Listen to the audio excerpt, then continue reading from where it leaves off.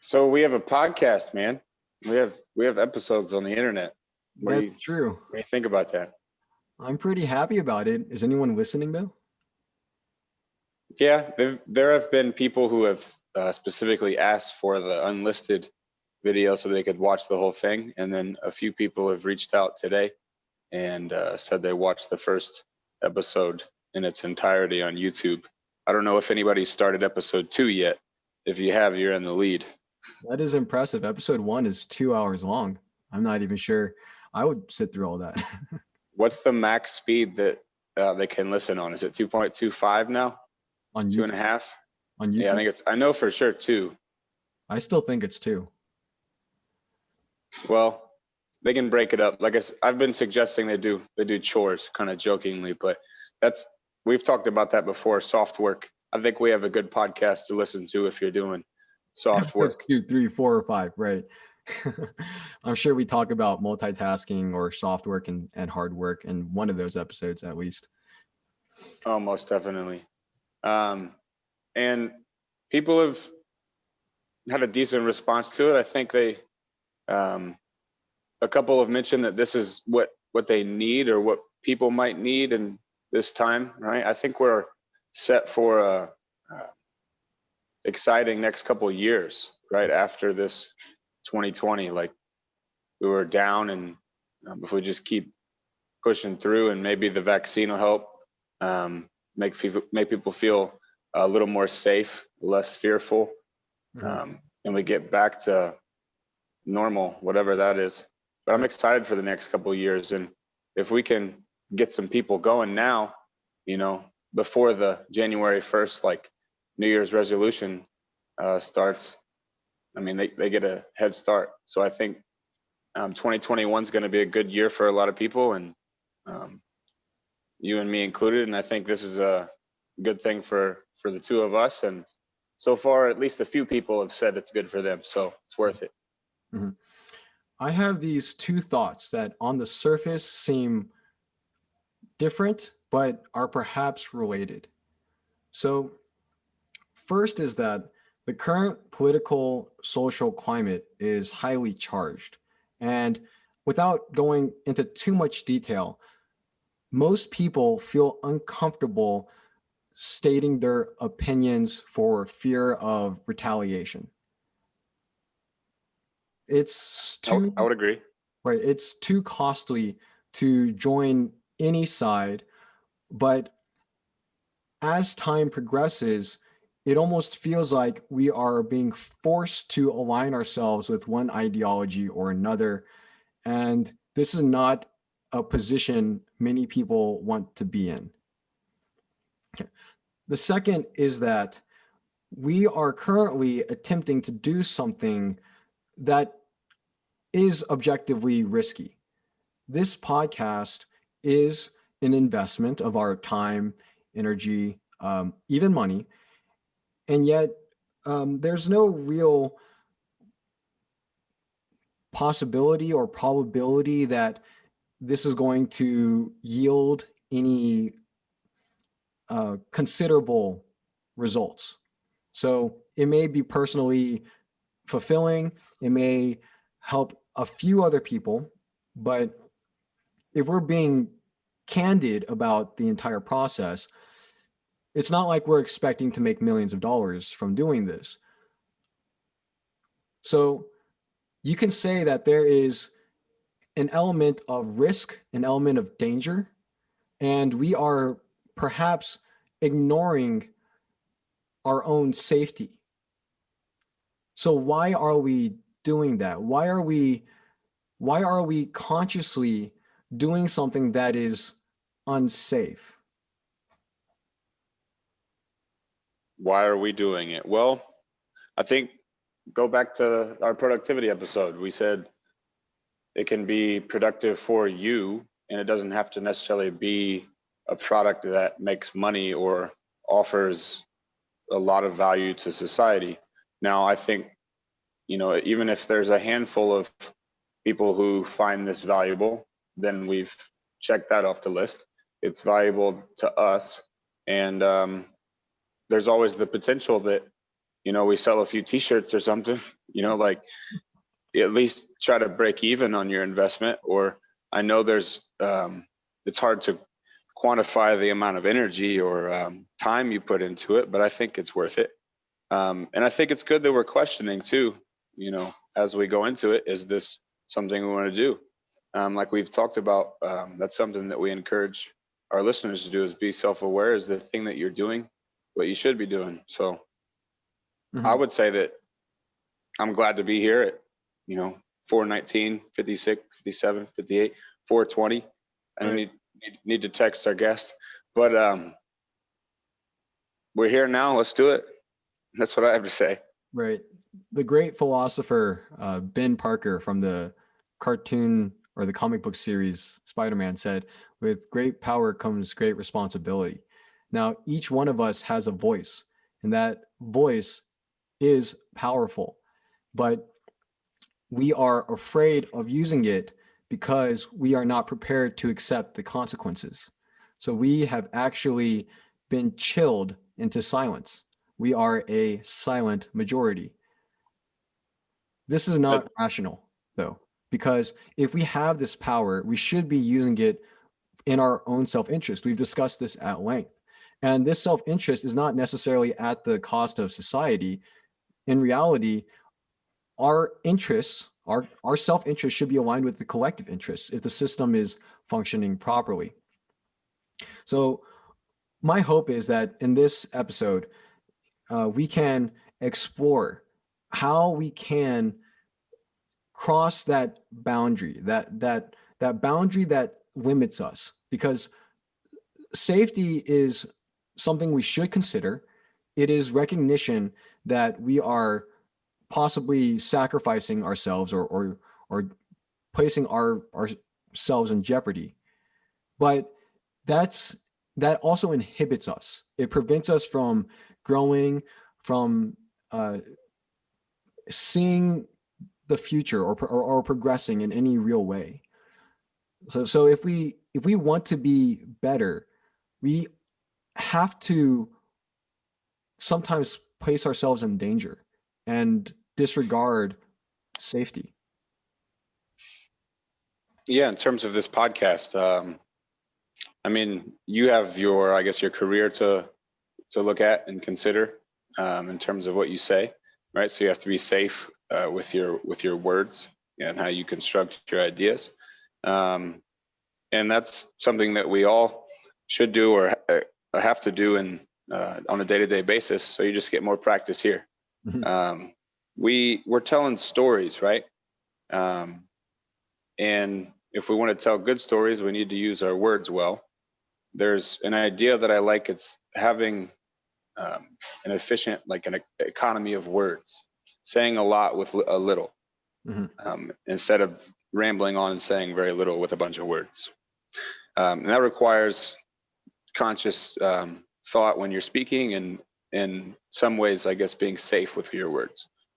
So by you being on this podcast and, saying, okay, I have something to risk, but I'm going to construct myself or conduct myself in a way and construct my arguments in such a way that makes me safe. That's an example to everybody else, the way I see it. Mm-hmm. The worldview for understanding safety is fairly straightforward. Whenever the benefit exceeds the cost, you proceed. And since there's no such thing as certainty in this world, we qualify that statement by saying that whenever the possibility of benefit exceeds the probability of cost, then we proceed. All right, so all we're doing is changing the language somewhat, but it's still the same idea. We are having to weigh the factors, and then only when it seems in our mind, according to theory, that this action will benefit us, do we take that action. But yeah. Let me say one more. But then Yeah, it all relates to value, because how are you going to evaluate the benefit? How are you going to evaluate the cost?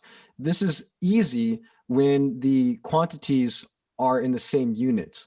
So in the stock market, you can say that the gain is so many dollars, the cost is, or the loss is so many dollars, right? And you can directly see whether the ratio of gain to loss is desirable.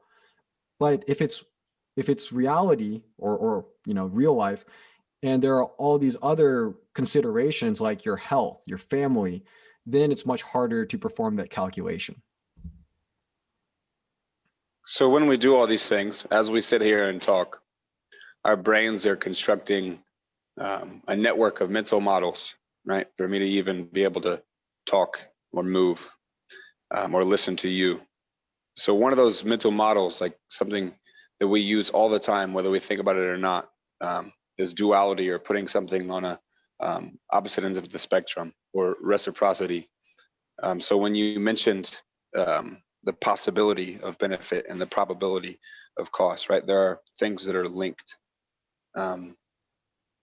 Making sense of something, or sense making, constructing an idea, is always linked to the opposite of that, right? Not understanding. You can keep going understanding the universe or a mathematical idea, and the further you get, the more you know, the more you don't know, right? And then there's even stuff that you don't know that you don't know. It makes it so that we have this duality, but how do we take it further?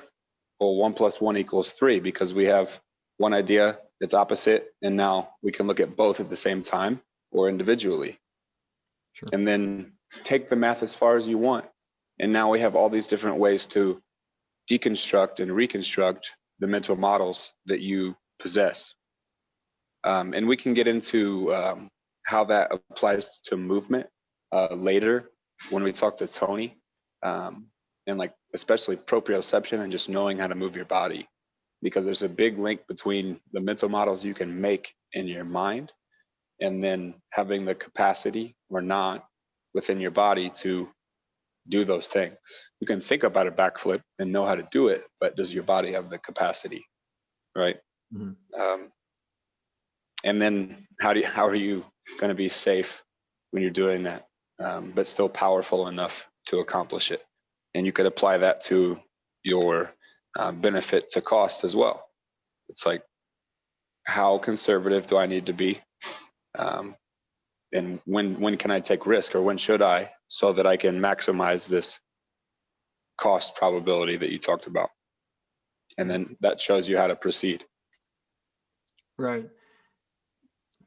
You can almost imagine that everyone has a decision-making algorithm in their brain, and they are being bombarded with stimulus.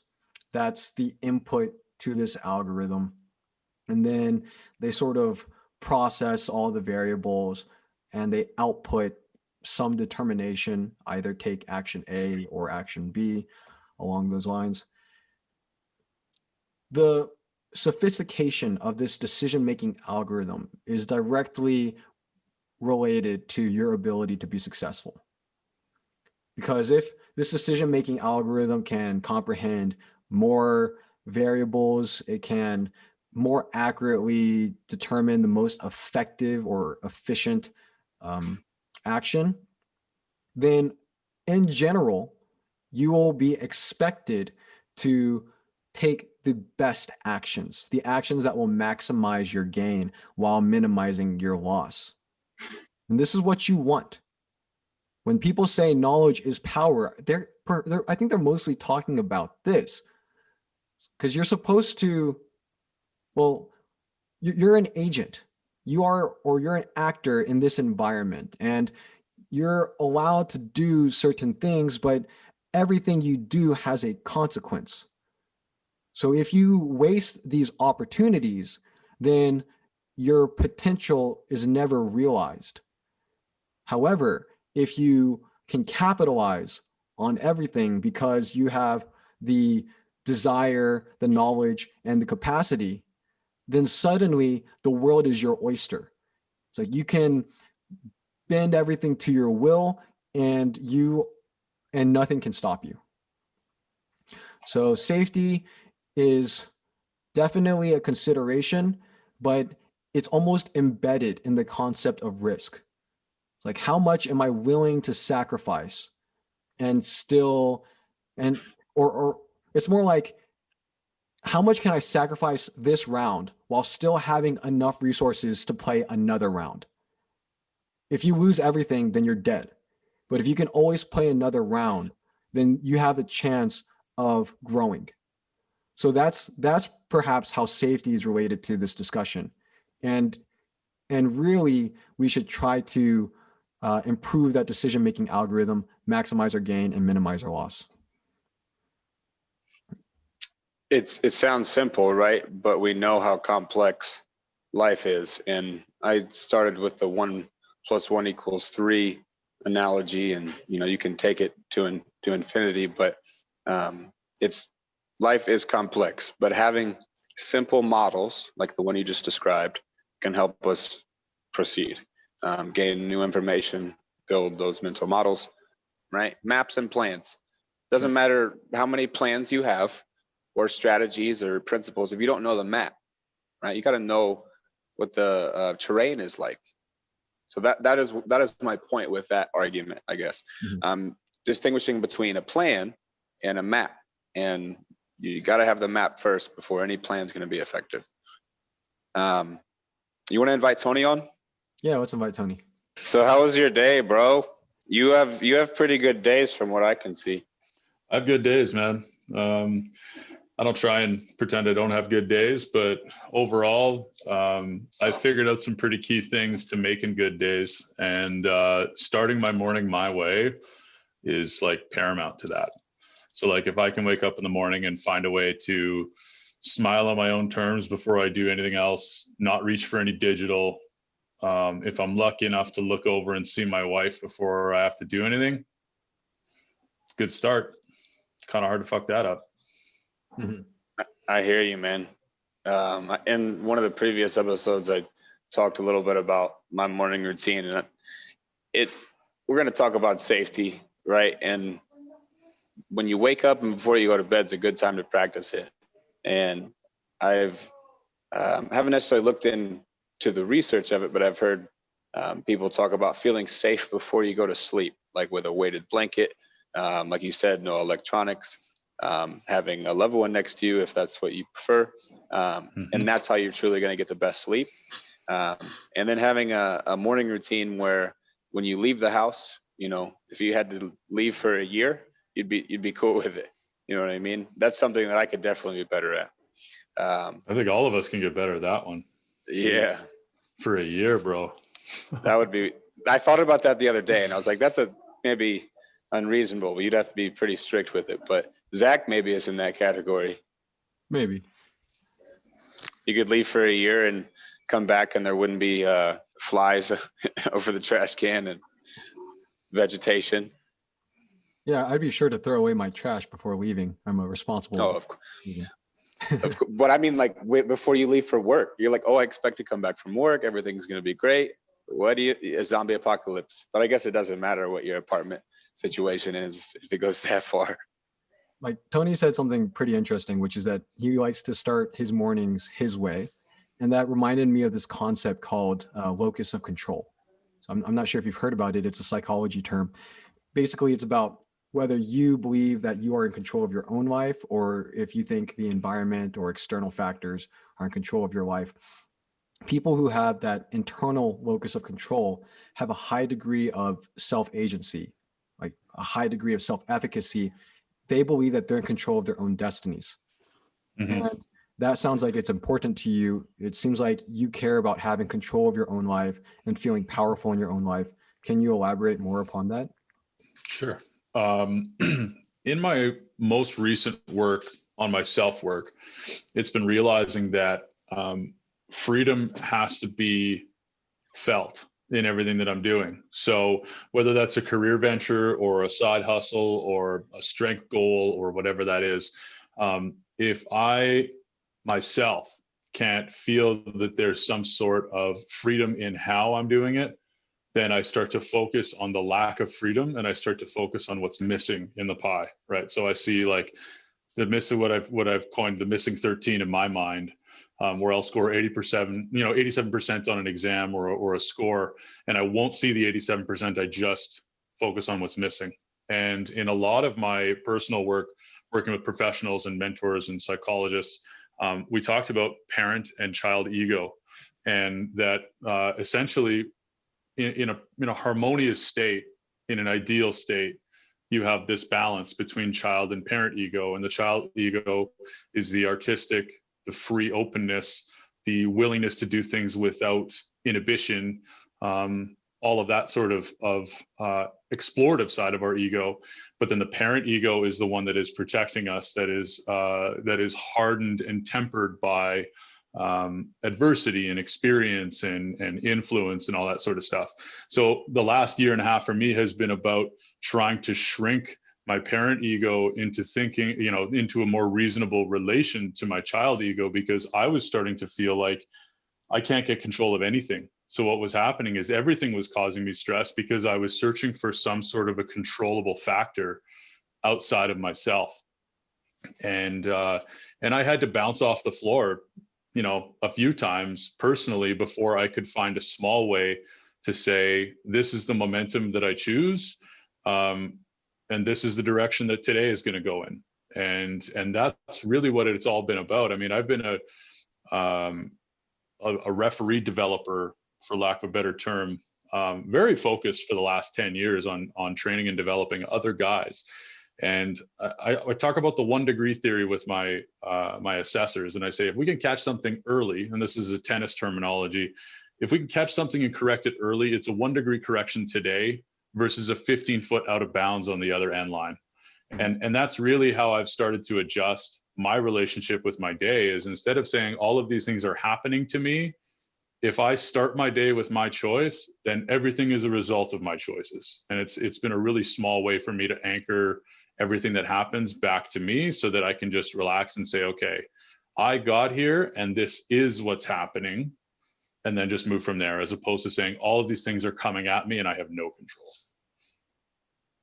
It sounds like you're turning your have tos into get tos, stuff you have to do. You frame it in a way and say, I get to do this instead. And we can't do that with all of our stuff. And I think it would be unreasonable to do that, and maybe unhealthy to do that. Mm-hmm. Some things we have to do, and you don't want to do it, but you do it anyway. And then you try to get as many of those get tos into your day as possible. I like that, man. That's cool. Just before we jump off that, I mean, one thing that I wanted to tag on to that, with the have tos and the get tos, it was really hard for me to accept in the lowest part of my depression. It was hardest for me to accept that there are non-negotiable have tos that are in this virtual game that we're playing.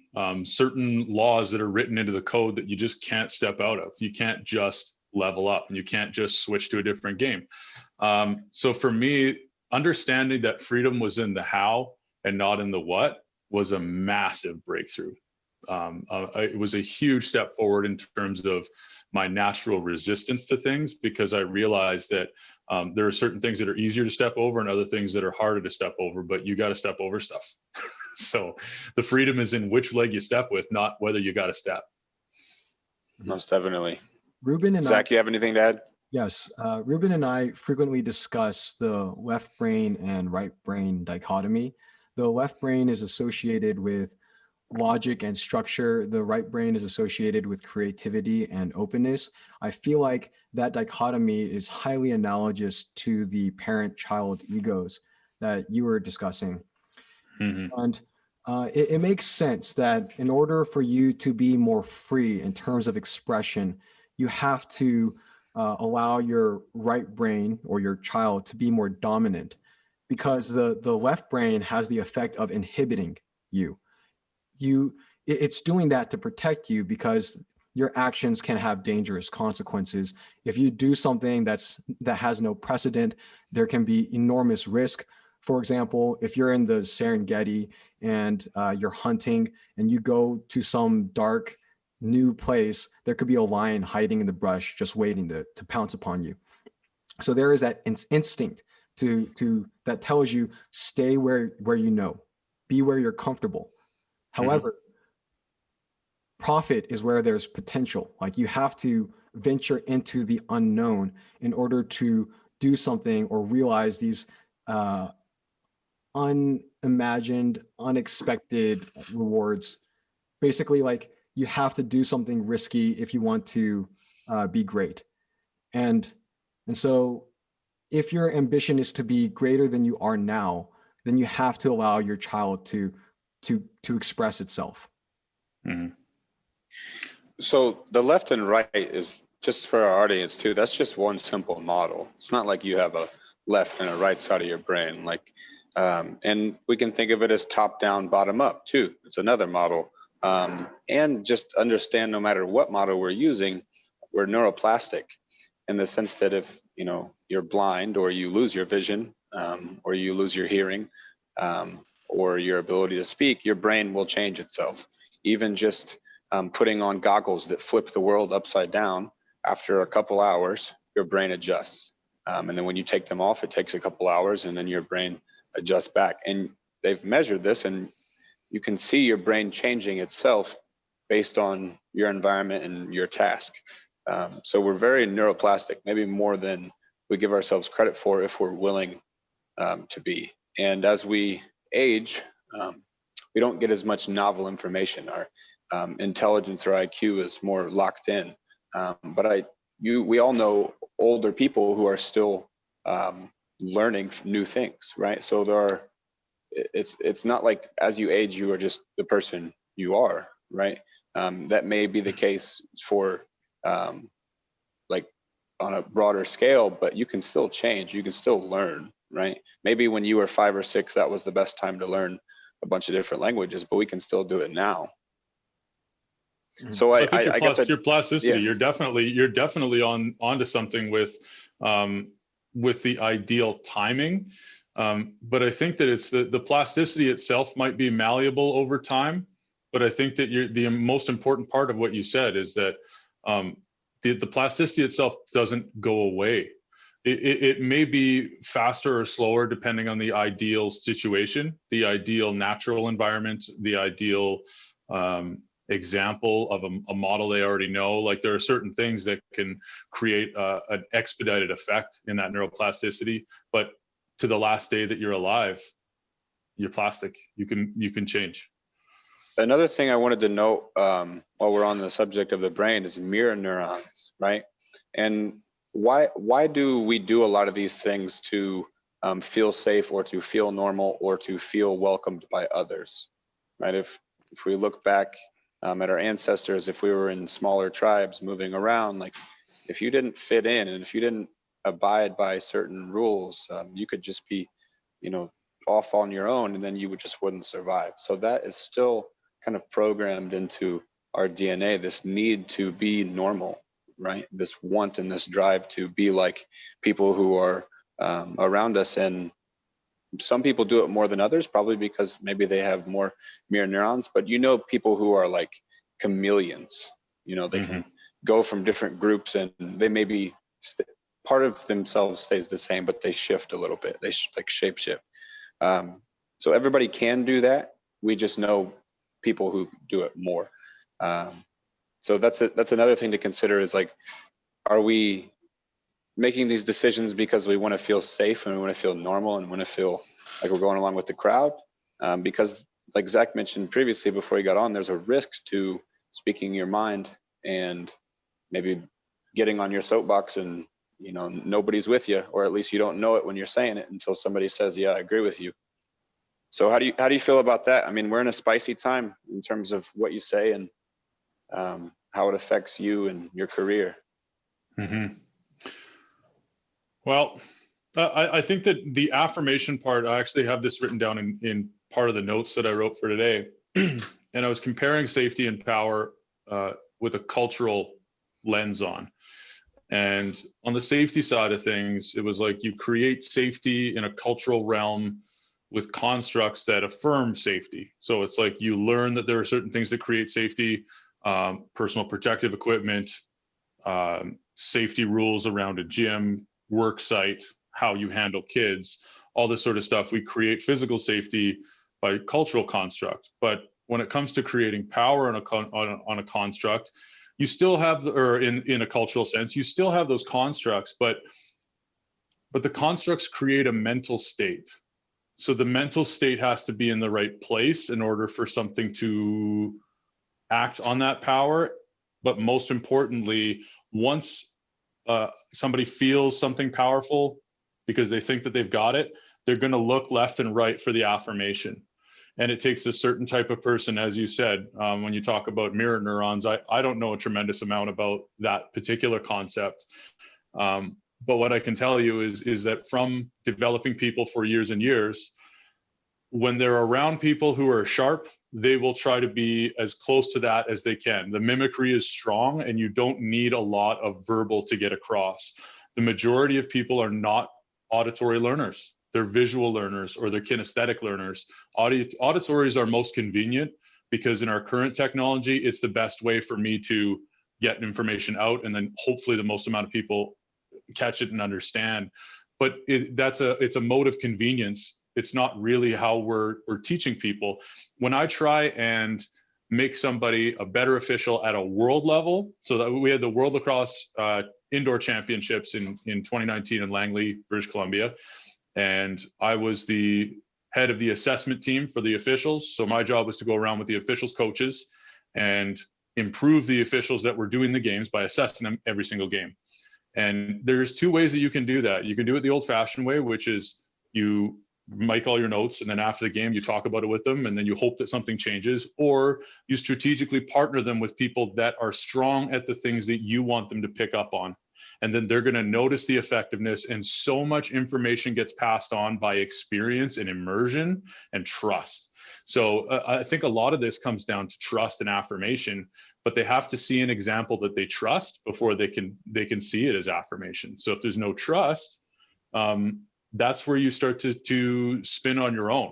And I think that's where even somebody who may have a lot of motor neuron or a lot of mirror neurons, you talk about a spicy time right now, distrust has never been higher in post-secondary, in government institutions, in any form of institution right now. It seems that everything is being challenged.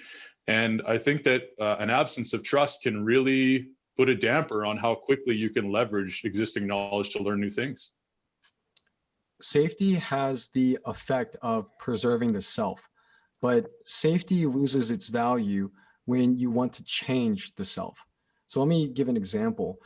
A lot of like extreme sports and adventure athletes, action and adventure athletes, have to place themselves in highly dangerous scenarios in order to progress.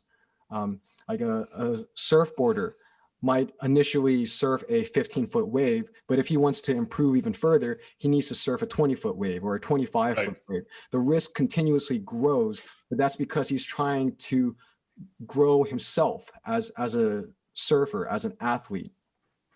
It's like if you're constantly trying to push your limits, it seems like you have to disregard safety more and more, or at least your relationship with safety becomes more tenuous. I don't think these athletes are irrational or stupid. If anything, they must be highly intelligent to be able to consistently be in danger and survive, and even miraculously perform these stunts.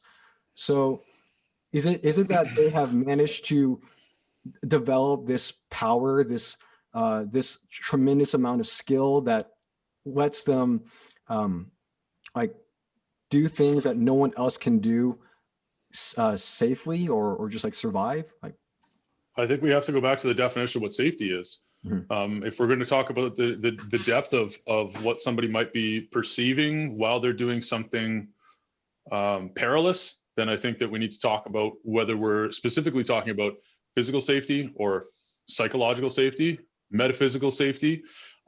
These are all different things, and I'm glad that you brought up the extreme sports, because that's something that I mean, I'm not sure if Reuben had talked about it, but one of my training modalities is steel bending. And this is something that's very niche. Typically it's something that strongmen get pulled into. For me, I found it through a back injury, but basically what I'm doing is I bend everything from 6-inch steel nails up to like steel bars, and I make sculptures all by hand. right? So when I do this, I'm doing this without heat. I'm doing it without tools. I'm doing it without anything but a pair of gloves.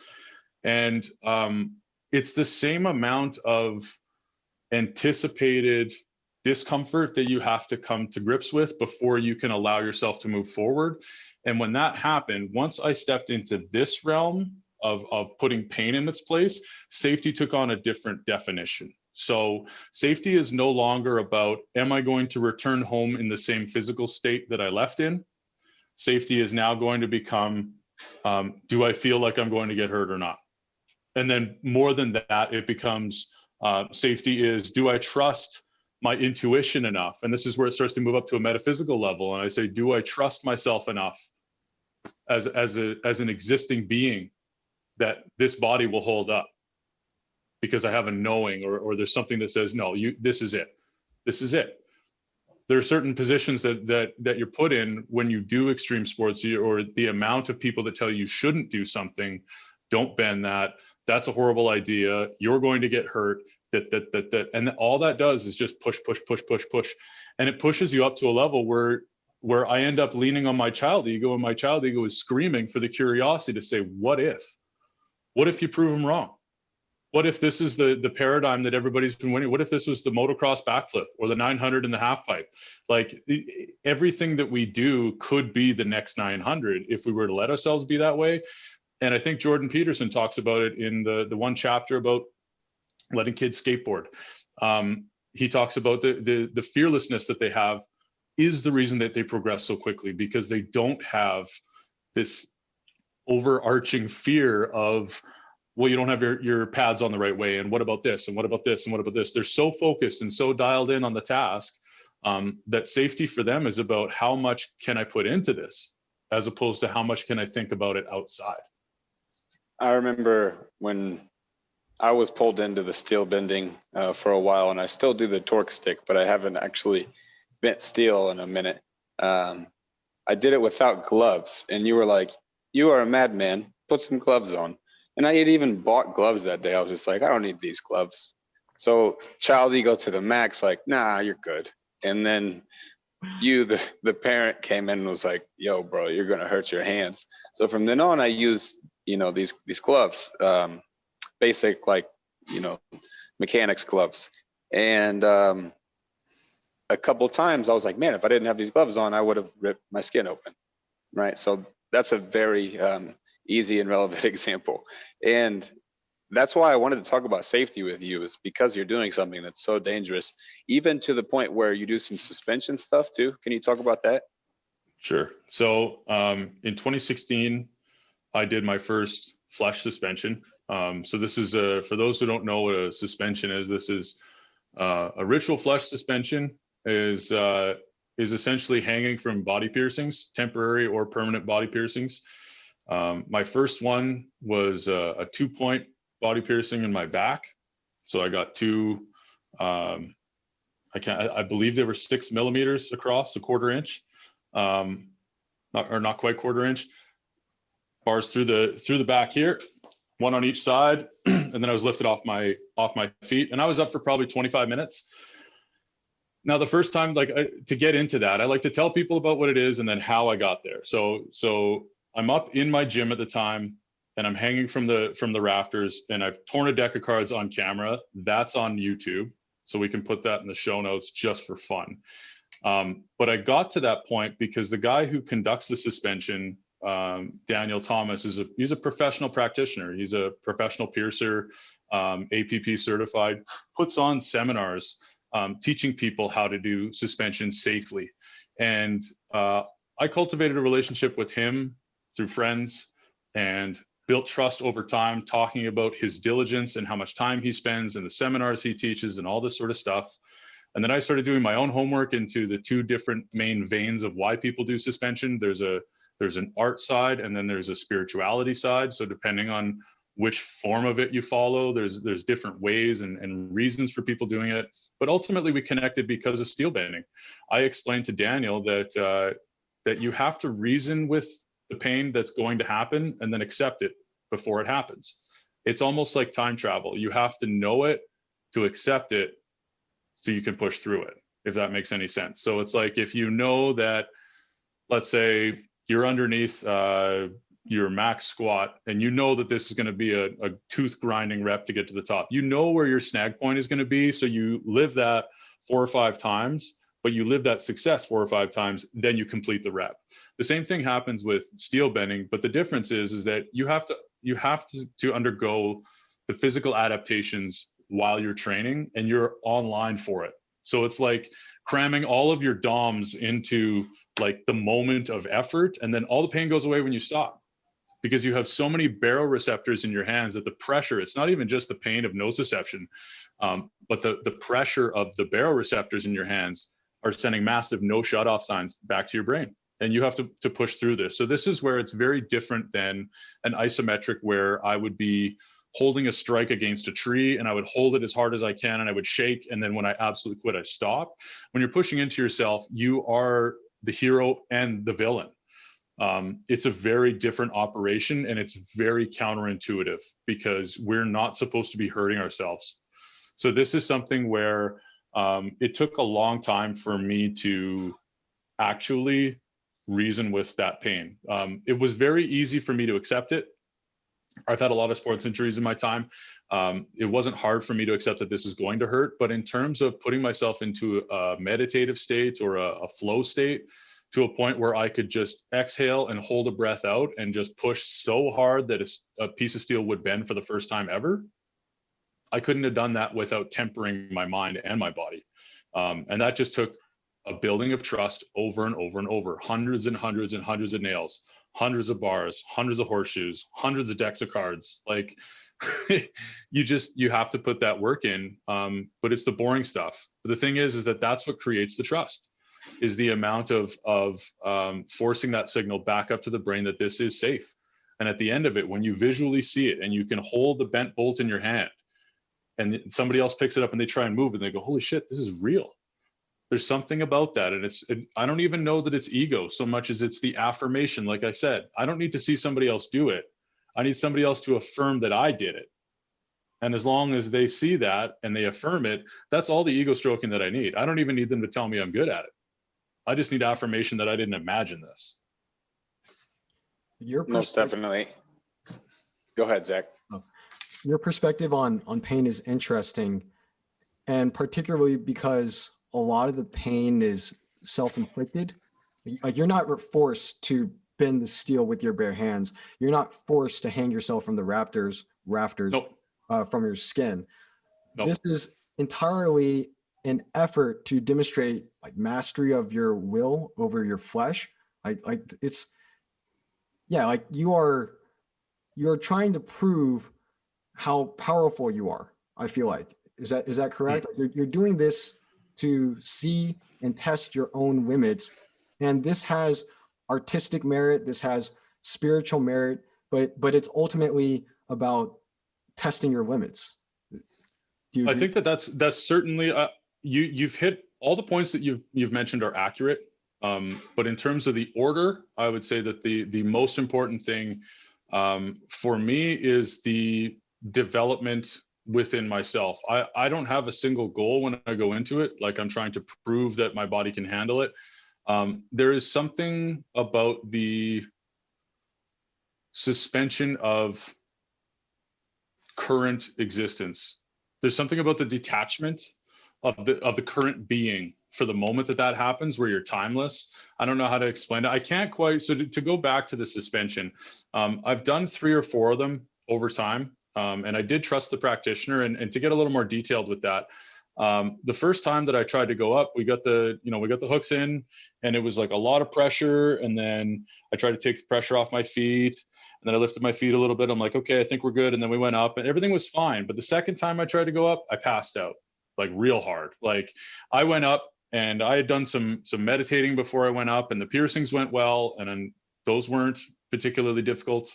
But they tried to, Daniel tried to go up, and I said, I need to come down. And he said, what? I said, I'm starting to go out. And they put me in a chair, and I went out completely cold for, I don't know, 5 or 6 seconds. Then I came back, got a juice box, stayed strung up in the chair. And then we went up a second time. And that second time I went up and I put my headphones on, and the clock time was about 27 minutes total that I was up there, but I couldn't tell you how long I was there for. I felt like I spent a whole life up there. I cried. I felt euphoric. I had goosebumps. I felt air splitting and moving above and below my hands as I moved through the air, swinging back and forth. I had such a heightened level of proprioception that I didn't feel the pressure points in my skin. I felt everything else. I felt how many hairs on my head were moving when I switched directions in the air. It was the most surreal thing I'd ever felt. So unlike chasing some sort of a psychedelic experience, this was something where for definitely a week, almost 2 weeks afterwards, everything I did was 10 out of 10. I PR'd in almost every lift. I showed up to work on time every single day without effort. I had the best sleep of my life. Didn't fight with anybody for a whole week. Like everything in my whole universe lined up.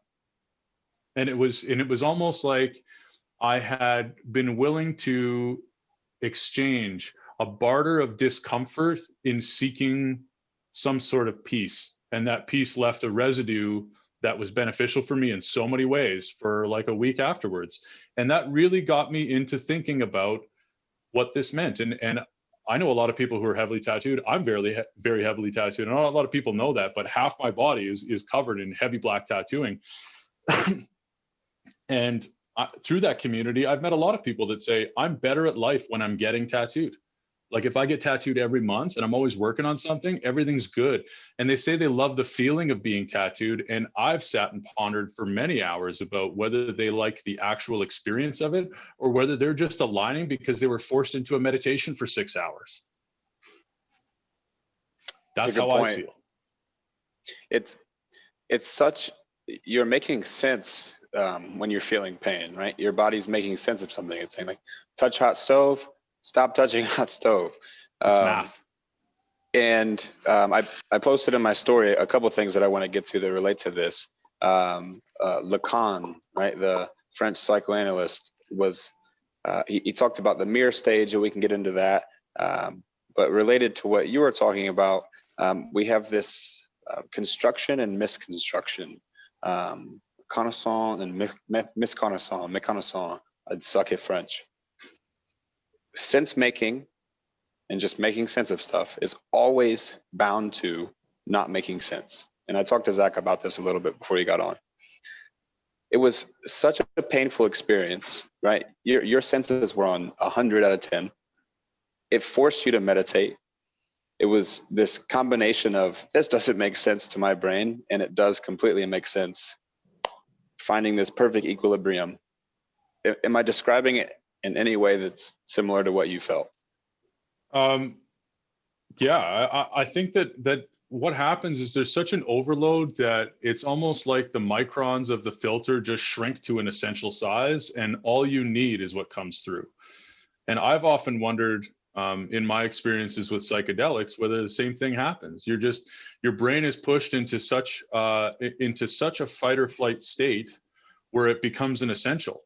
And it almost like it shrinks back into its lizard form and allows your body to operate on its own while your astral body does what it's supposed to do.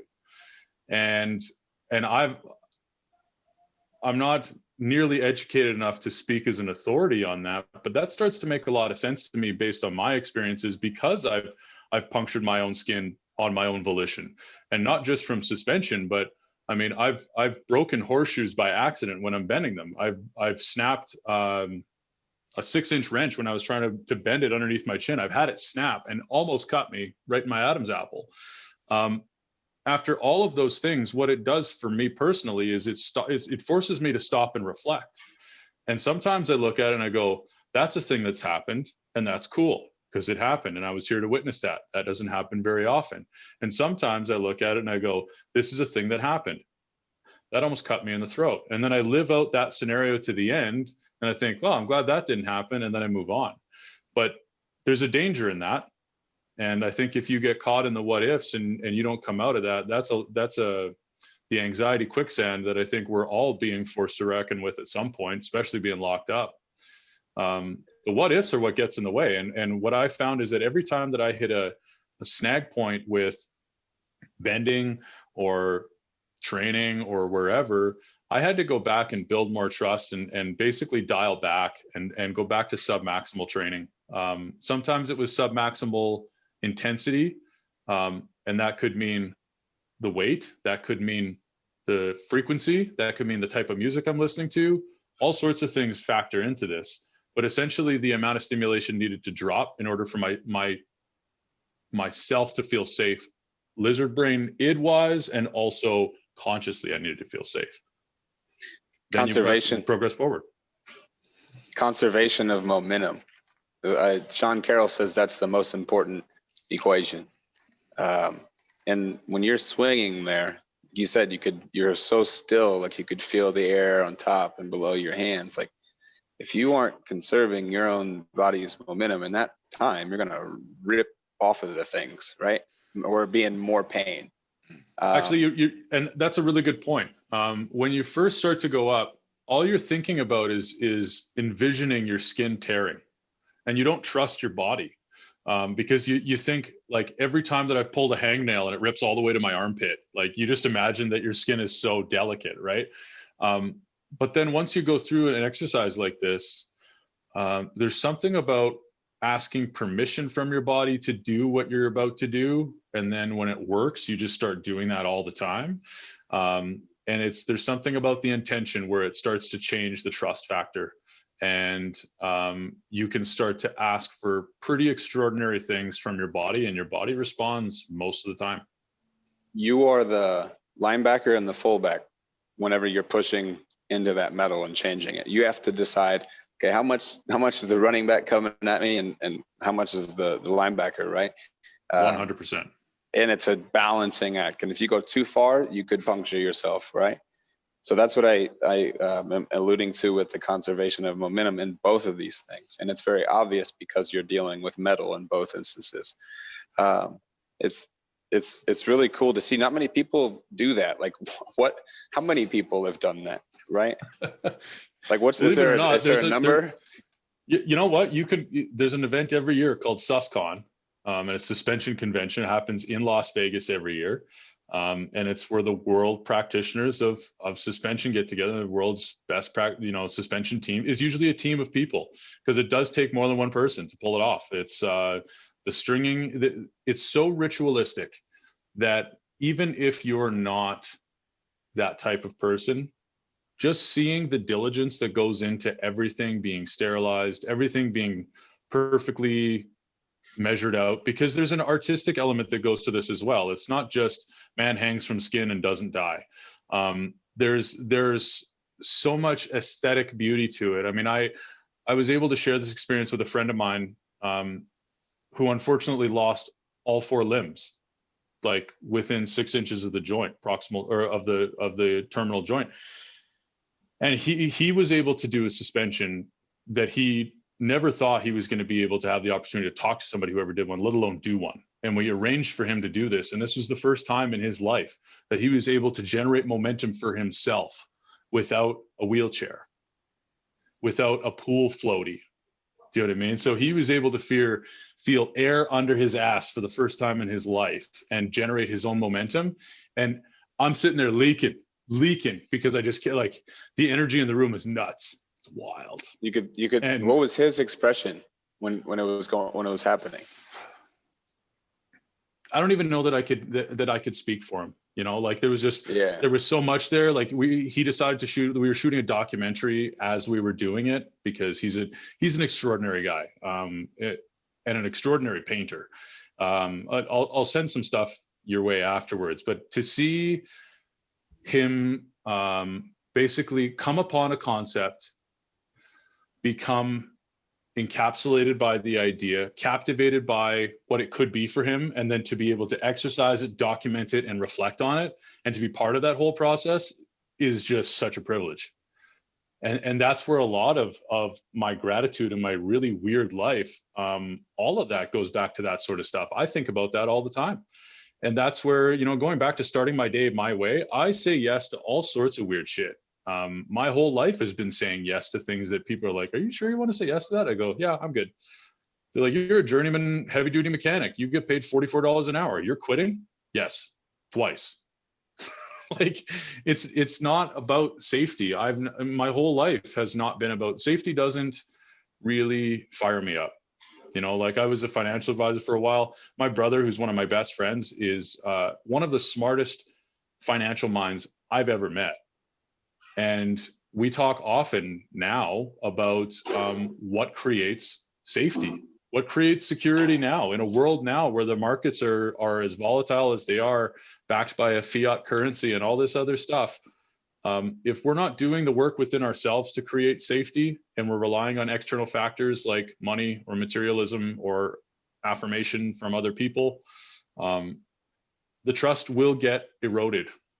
It's not if, it's when. I have a theory about why what you're doing can feel so euphoric. Your body senses, but you don't necessarily perceive everything that you sense. So you may Correct. forget that you're sitting in this chair and that there's pressure on your legs. You may forget that you're feeling wind on your skin from air conditioning. When you're subjected to this extraordinary amount of pain, your body is trying to process as much information as possible in order to eliminate that pain. And so when you're suspended, it is like you're perceiving everything.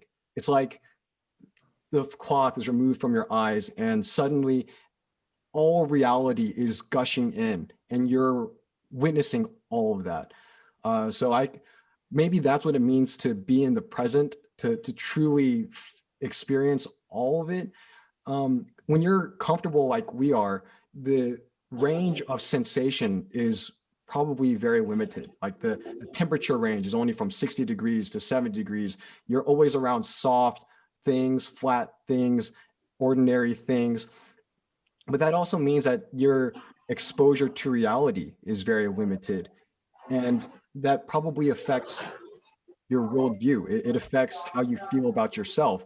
And when you're pushing yourself the way that you are, and you're doing these strange and sometimes like it seems ridiculous things, you're actually expanding your mind, you're expanding your view of the world. I think I have one more thing to say. You know what? I'm glad you brought up the expansion part and the perspective part, because a big part of why I do any of this stuff is because if it captures my curiosity, then I trust that there's something for me on the other side of it. And very few times has something captured my curiosity. I put genuine effort into it, and then it has not rewarded me in gold on the other side. So a lot of this comes down to confidence.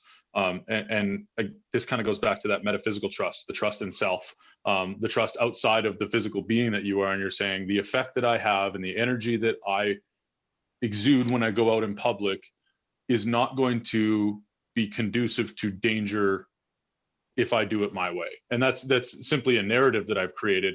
But I've created that narrative because my perspective of what could happen now is so wide that it's like I know the warning track is so far away that I can run this way and I can look this way, and I know the fence is so far away that I'm not going to hit anything because I've already tested it. So like you said, you expand the perspective so far. And I mean, I've used this concept for explaining to athletes why range of motion will make you stronger lots of the time before just packing on more weight will. And it's because you take yourself to a maximum stretched range. If that gets bigger, then your maximum operating range gets bigger. And if the operating range gets bigger, now your maximum or your peak power range gets bigger. So it's like to expand the middle, you have to expand the outside. So for me, it's like if I can expand the outsides of my fringe curiosity and my fringe safety and my fringe ability, then the core ability of mine becomes super, super strong, like solid, strong, and trustworthy. Mm-hmm. Knowledge, capacity, desire, Zach. Yeah, that's a conversation that Reuben and I have had before on how we're able to act. Like, what are the necessary ingredients for performing any action? And the three are knowledge, capacity, and desire. If you know how to do something, then you understand the chain of causality, what action leads to what reaction. If you have the capacity, you can afford to take that action. That may be money, that may be time, that may be whatever. And then the desire, you just have to intend to do this thing. You have those three ingredients and you can do anything. And in order to create or increase our self-agency, we should try to increase our knowledge capacity and our desire. So if you want to become a stockbroker and you want to make lots of money, learn how to trade stocks, right? Just like learn all the skills, tricks, techniques, so on. If you want, like, then you have to acquire some capital, work for so many hours a week at a decent paying job so you can save something. And then you need to have the desire, like go actually do it. People who don't become stockbrokers must fail at in one of those areas, but people who do become stockbrokers and who are successful at it must have all three of those ingredients and in great amounts. Now, Right. I want to go back to safety. Like safety conserves. It's based on precedent, and this sort of relates to the mirror neuron discussion too. How we sort of rely on a proof of concept. Someone has done this thing and then survived. Therefore, I should be able to do this thing too and survive. And then you sort of draw an arbitrary line and go, well, if I do anything more than this, I expose myself to too much risk. I won't accept that. I'm going to dial it back and I will stay behind that line, and I call that safe. But Right. people desire novelty. They especially desire going beyond their limits. That's why personal records are so important to us. As soon as we PR, the next minute we're already thinking about the next PR. Correct. This means that like the further we go, the less low-hanging fruit that's available. The more risk we're going to have to accept. The more risk we're going to have to accept for that remaining benefit that's available to us. That's the only way you're going to become an outlier or become phenomenal in any respect. Mm-hmm. When you were talking earlier about flat surfaces, we like our 72 degrees, all that sort of stuff, our man-made nature. It's almost as though we live a life that is not exciting enough naturally. So we're constantly seeking things that are going to stimulate us in a way that this is why we like getting scared, even though we punch whoever scares us when they jump around the corner. This is why people they liked scary movies. But it's becoming harder and harder to fill the cup for those people.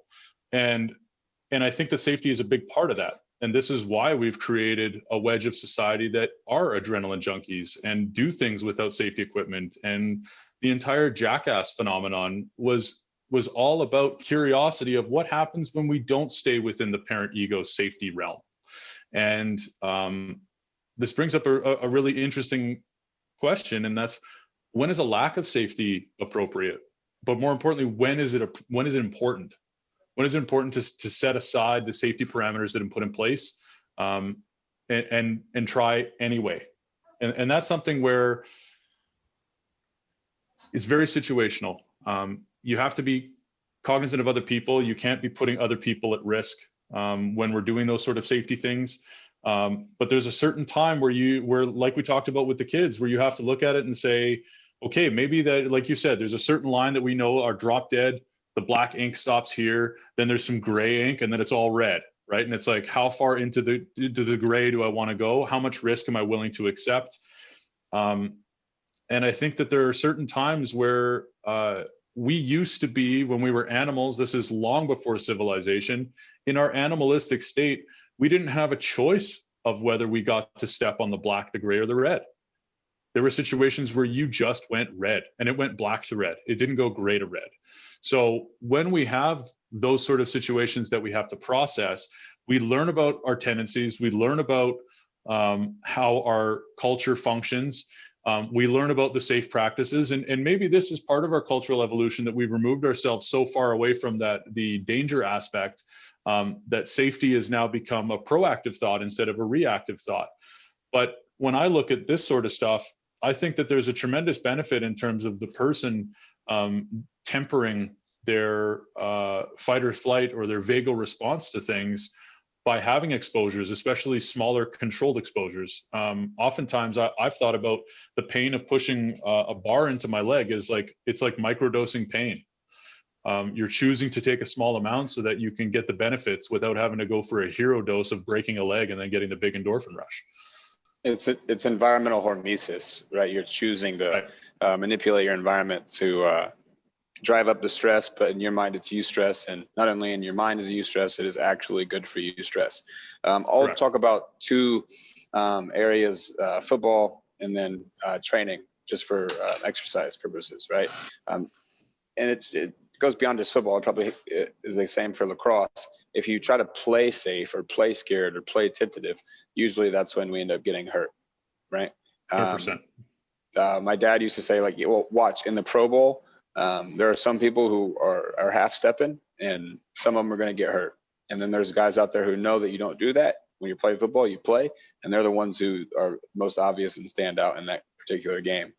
And then in terms of training, like if you have somebody as a coach and they come in and they say, well, I have pain most days when I reach over my head. Do you say, well, don't do that, you can't reach over your head? Or do you say, we're going to figure out a way to go grab the cereal out of the cupboard? You know, we have to modify, right? We can't say, no, you are broken, you can't do this. You know, be safe, don't do that. We have to construct something that makes them safe so that they can complete the task. We can't limit them. And if we teach them that, you know, maybe there is no wrong movement, it's just we need to listen to the pain. You know, if we're doing a movement and we're, like you said, with range of motion, we're hinging and we start to feel the heat because the hot pan, the hot stove's right there, maybe we come out. Okay, we just felt the heat, but we didn't feel the pain. No, we didn't feel the hot stove. So how can we sense that? And you are probably a master, like genius level at this point, like an octopus can think with its body, right? And how can we bring that into our clients or into other people, that understanding? Yeah, I'm glad that we're getting to this point in the conversation. One thing that my wife still kind of laughs at is that we have a lab and his hairs will get stuck in my heel and it feels like a splinter. I'm able to find it and pull it out with my fingers without a light.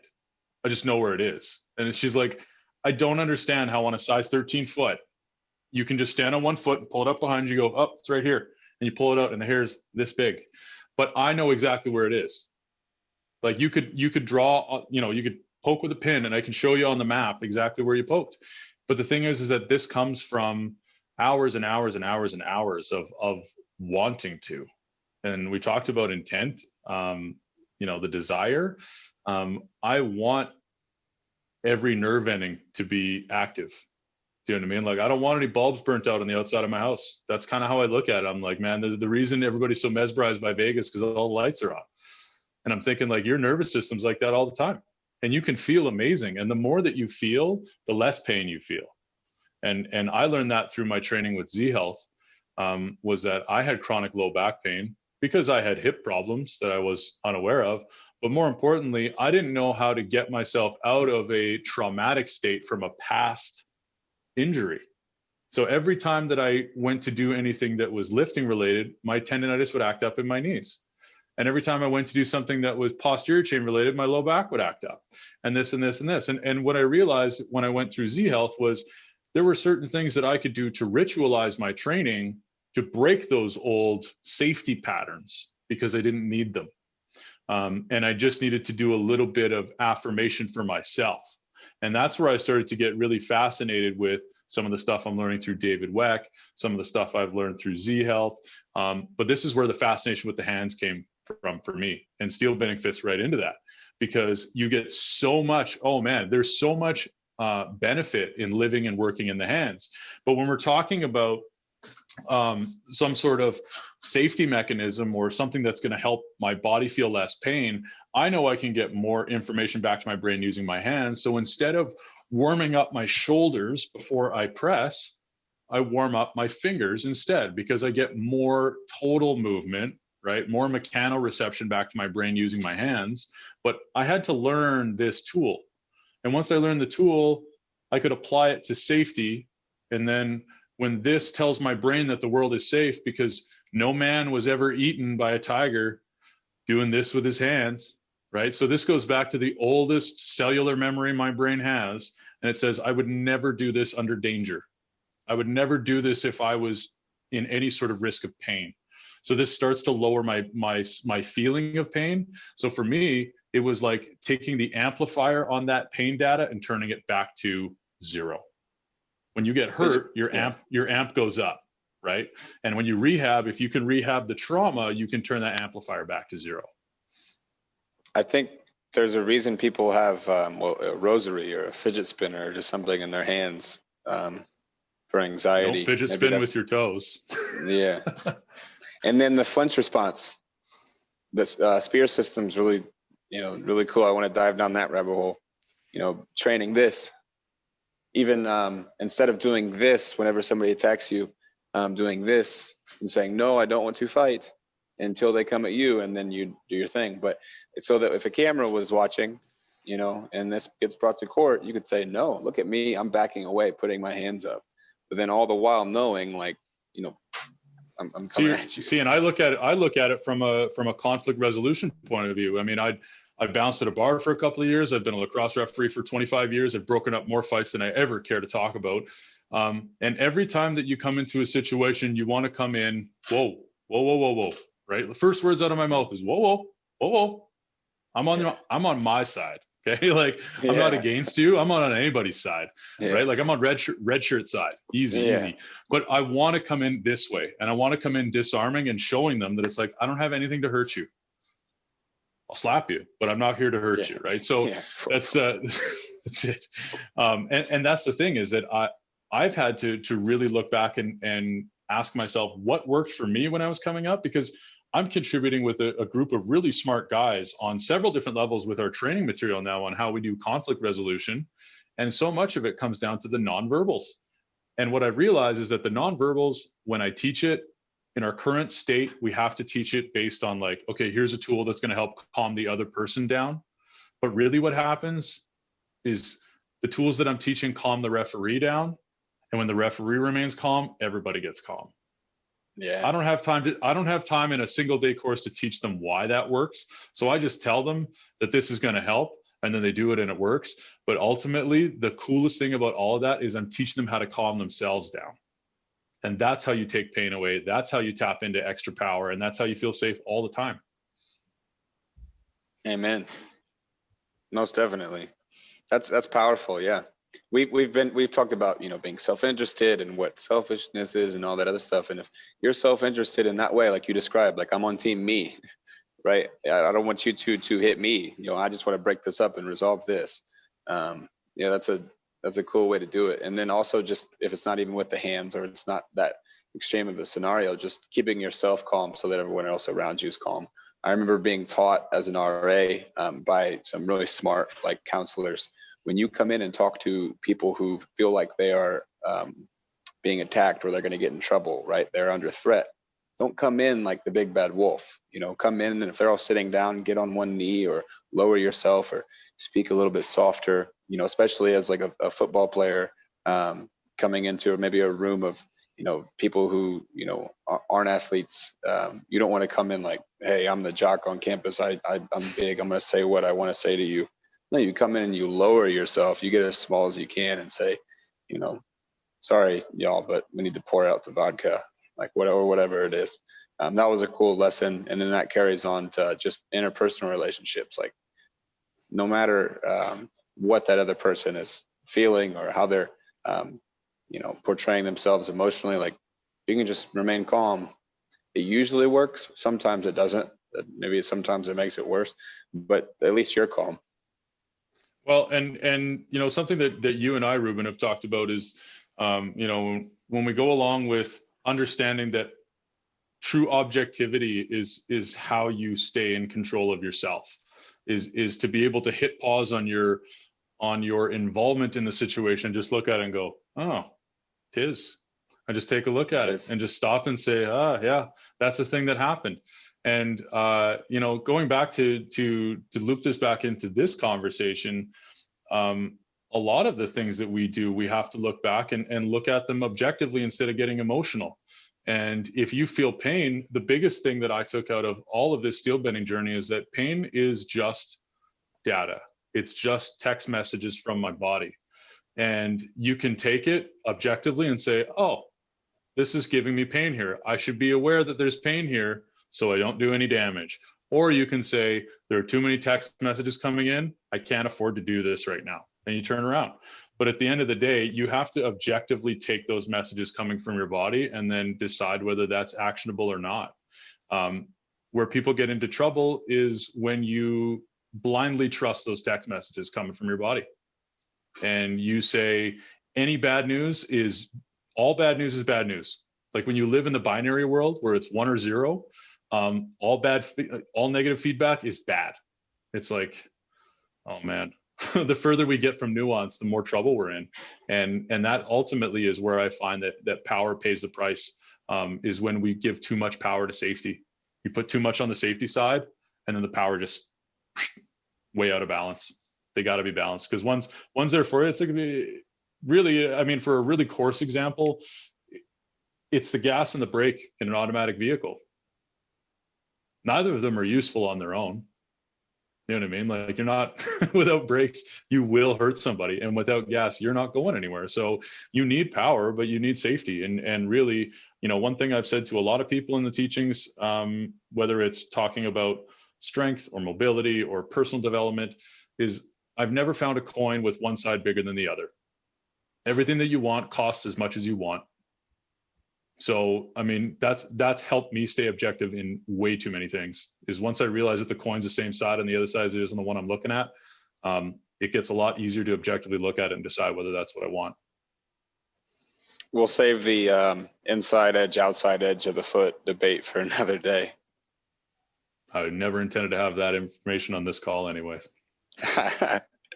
No, that's, maybe one stop, one's go, but without the stop and go, balance, what's the point, right? So I hope this gets people thinking, because there's so many different areas or arenas of one's life that you can apply it to, and it's not going anywhere. It's fundamental to our existence, so we might as well understand it and talk about it.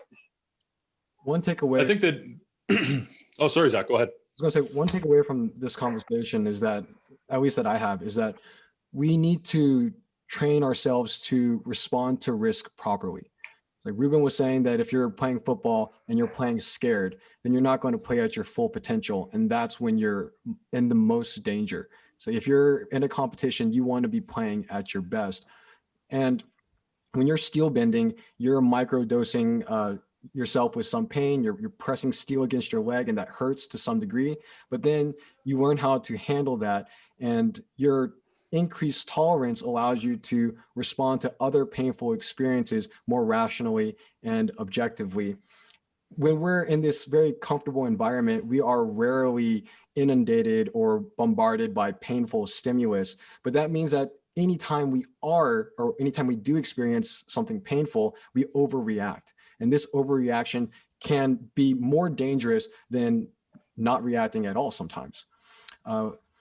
So I like what you're saying, that we should deliberately expose ourselves to like a healthy dose of danger, because that's going to help us adapt and become stronger individuals, and hopefully have like the power to direct our own lives.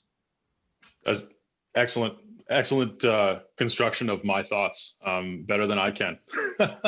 The one last thing that I have written down here is essentially reasonable expectations when it comes to those adaptions.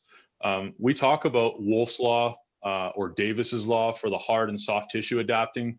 When we get calluses, or we get, take a kickboxer, we'll get Wolff's law, will thicken up their shins over time. But we don't really talk about the resiliency on the pain thresholds or the mental side. And I think that's really what this conversation touches on, is the ability to temper those overreactions to pain or any sort of a fight or flight response. We can temper that by choice and build a safety net for ourselves bigger, so that if we have bigger breaks, we can go a lot faster. Most definitely. Zach, when you first brought up the knowledge, capacity, desire again, it had been a while since I had framed it in that way. We had been talking about all those individual pieces, and but I had forgotten that you had given me that idea so long ago. But where my mind went was like Jedis in Star Wars. Like, what if they just have mastered knowledge, capacity, desire to the point where now they understand the Force so well? Or my buddy Trey could tell us all about Dragon Ball Z and the characters in those stories that have mastered that, and now are like either destroyer of worlds or the people who defend them. But that's a whole nother conversation. But all those stories are just models, that our brain comes up with to describe the real world. So, and I know a lot of people are motivated by those stories. And what are we doing when we're telling stories right now as a podcast crew? That's all we're doing. So we're hoping to tap into that existing infrastructure, like we talked about. If we can leverage a model that people can relate to, and if we happen to use the right analogy somewhere by accident and it works, sweet. These are the best accidents, right? We're just trying to get people, light bulbs to go off, and whether that's, whether you relate it to your own personal life or a book you've read or a movie you've watched, or, the person you want to be 10 years from now, like, these are just models, just some instructions, and it's up to you to tweak them. And we're going to keep on doing that. The function of safety is to conserve, but if you want to change, then you're going to have to sacrifice some things, meaning that you can't conserve some things. An example is comfort. If you want to be a world-class athlete, you're going to have to sacrifice comfort in some areas of your life. That could be like the amount of sleep you have, or the type of food you eat, things along those lines. So it seems like we start identifying things that we can sacrifice, things that we can risk losing. But what are the things that you can't risk losing? What are the things that we should always try to keep safe? I think at the beginning of this conversation, you said something along the lines like, I need to come home. Like, I should at least still be alive. That's probably one thing. That's probably one thing we should prioritize still. But then I bet there are other things that you have deliberately let go because they're no longer optimal or conducive to your agenda, to your goals. So if you could just very concisely list your values, like what exactly are you pursuing with everything you have, and what exactly have you let fall to the wayside?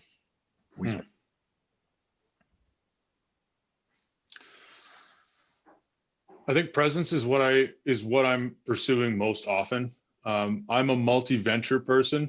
I have probably 3 or 4 streams of income going at any time, and what I have to feel is true to what I'm feeling in the moment. So if I feel inspired, like to stay with the steel bending, what needs to happen for me is I need to be honest about why I'm bending. I never bend because I feel like I haven't bent in a long time, I should go bend something. I have to feel that desire in order to go and do it, because I forced myself to do that in the past. And what's happened is I create an unrealistic expectation. When I'm going there for a purpose and I don't get what I'm going for, that's an attack on the safety of why I'm doing it. If I'm going there to feel something, it doesn't matter whether I succeed or fail, I'm feeling what I went to feel. So instead of going for a tangible goal, I have to honor my feeling. And that's really where my number one is when it comes to any sort of steel bending training or training in general, is I need to honor the feeling that I am seeking first. Second of all, I need to make sure that it feels productive. And that can be productive in a learning way. Like, it doesn't have to be a success every time. This could be a lesson term of production. This could be actually producing a tangible thing, or this could be a production like I'm doing some volume, but it needs to be ultimately productive. If I go out and waste my time, or if I'm not structured in what I'm doing, then I just find that it creates frustration and it's counterintuitive, and I find that my gains drop. So for me, I would say that the top 2 that are most important is being true to feeling, and then the second one is making sure that I have a structured approach to what I'm going for while I'm doing that. The 2 things that I had to let go of, ironically, were numbers. I had to let go of sets, reps, and percentages. There was a time in my life where I was powerlifting, and I did follow some old Russian empirical algorithmic models for programming and all this sort of stuff.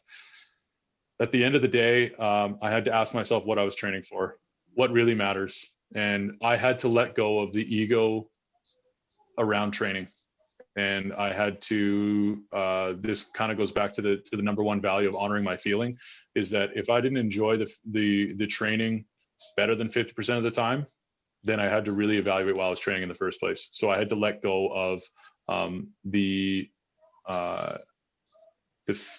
how do I put this into one word to make it concise? I had to let go of the security that was created around routine.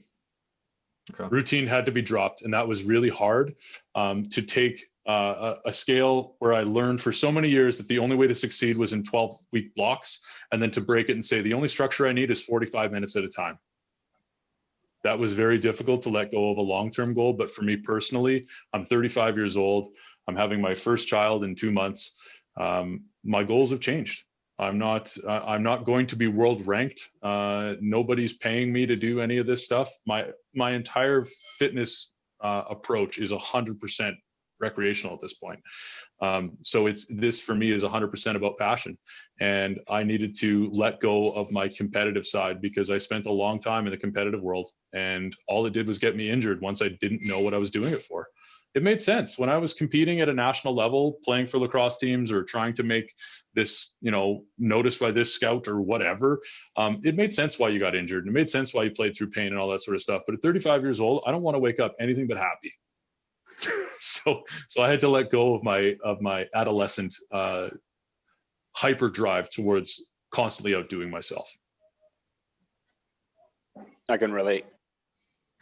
I won't go too far into my training or what I do in that regard, but yeah, just as you grow up and as you shift, this character that you need to be or that you get to be, like you said, some of those hard and fast rules that you were using to provide safety are no longer doing that, and you have to switch them. Learning as an adult requires unlearning to relearn something. Or just shifting, moving a Lego piece in your model, or throwing them all off the board and just starting over. Whatever it is, that process is going to happen on some level. So again, it's not going away, so we might as well look at it and try to do our best. Well, and one of the big things was that, like you touched on here, is that the hard and fast rules, you have to train at least 3 days a week to see any results, and your training sessions can't be X. It must be shorter than X and longer than Y. All of those rules just create guilt. And one of the things that really struck a chord with me was it was a little soundbite that Gary Vee had put up 6 months ago, maybe. And he talked about building prisons for ourselves. And basically so many of us live in prisons where as soon as we tell somebody we're going to do something, we feel like we have to do it that exact same way because I said it. Once I said it out loud, now I have to do it. Because that's the law, right? The law is if I put it on Facebook, then I'm going to do it. Or if I told my best friend or my mom or my significant other that I'm going to do this, then I have to do it. The problem is that we have so many stories in circulation, and in this culture where every tweet is remembered forever and every Facebook post is remembered forever, we think that everything we say out loud is remembered forever. But you can change your mind at any time, and you're still you. That's the hard thing, is that as an athlete who was so regimented and never had a day off for as long as he could remember, I'm still me if I take a day off. And that was a really hard thing to deal with. I'm still dealing with that now. If I take a day where I don't feel like I've done enough, but after 2 years of really doing the self work, I realized that if I've earned a single dollar for my family and I got a smile on my face, that's production, and that's forward, and forward's good enough. And it's hard. What do you do after being super competitive like that? It's almost like you have this weird competition hangover that you have to deal with, and it really messes with your head. But you have to find a way to get around that and forgive yourself for slowing down. It's hard though. It's like before you joined, Reuben and I were talking about safety as a factor of the cost benefit analysis. Because really, if we just wanted to talk about decision making, safety doesn't need to be a part of that conversation. We can strictly discuss cost and benefit. If I want to make money from lacrosse, then I need to be a professional lacrosse player. I need to be a part of the system and follow their regimented program. I can't be doing this in a recreational way. The benefits are, of course, the salary, the health insurance, those other benefits. The cost would be, you've already stated some of them, like a loss of personal fulfillment, like a lack of direction, things like that. And ultimately, it's about the outcome that you reach in your own mind. Do you think the benefits of being a professional lacrosse player outweigh the costs?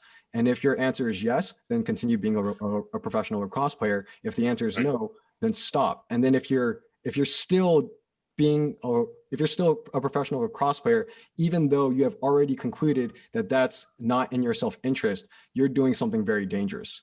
Like you are now doing something that is not aligned with your own feelings, your beliefs, your values. And that can only be harmful to you.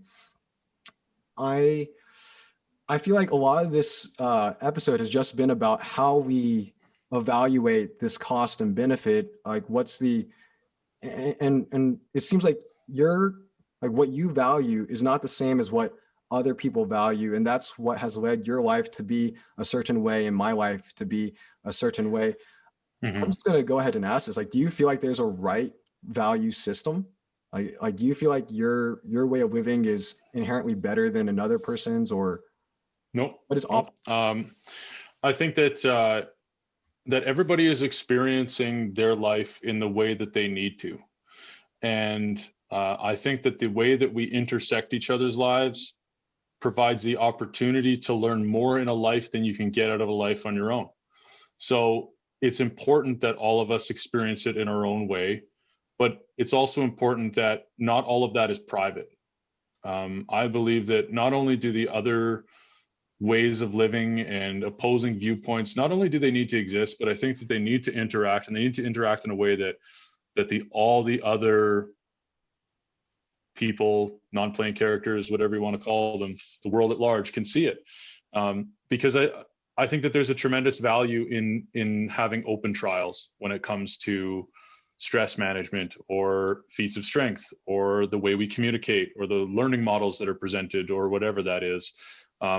I certainly don't think that the way that I'm doing things is more right for anyone else, not only because I don't know anyone else, actually, I only know me, but I believe that dependent on your nurture, the way that you were brought up, that has a tremendous amount of impact on somebody's capacity to live the way that I live. I don't have a tremendous amount of money in savings. I know lots of people that are my age that have $500,000 in savings just sitting there. And I'm just like, okay, that's cool. Like, I can learn from you.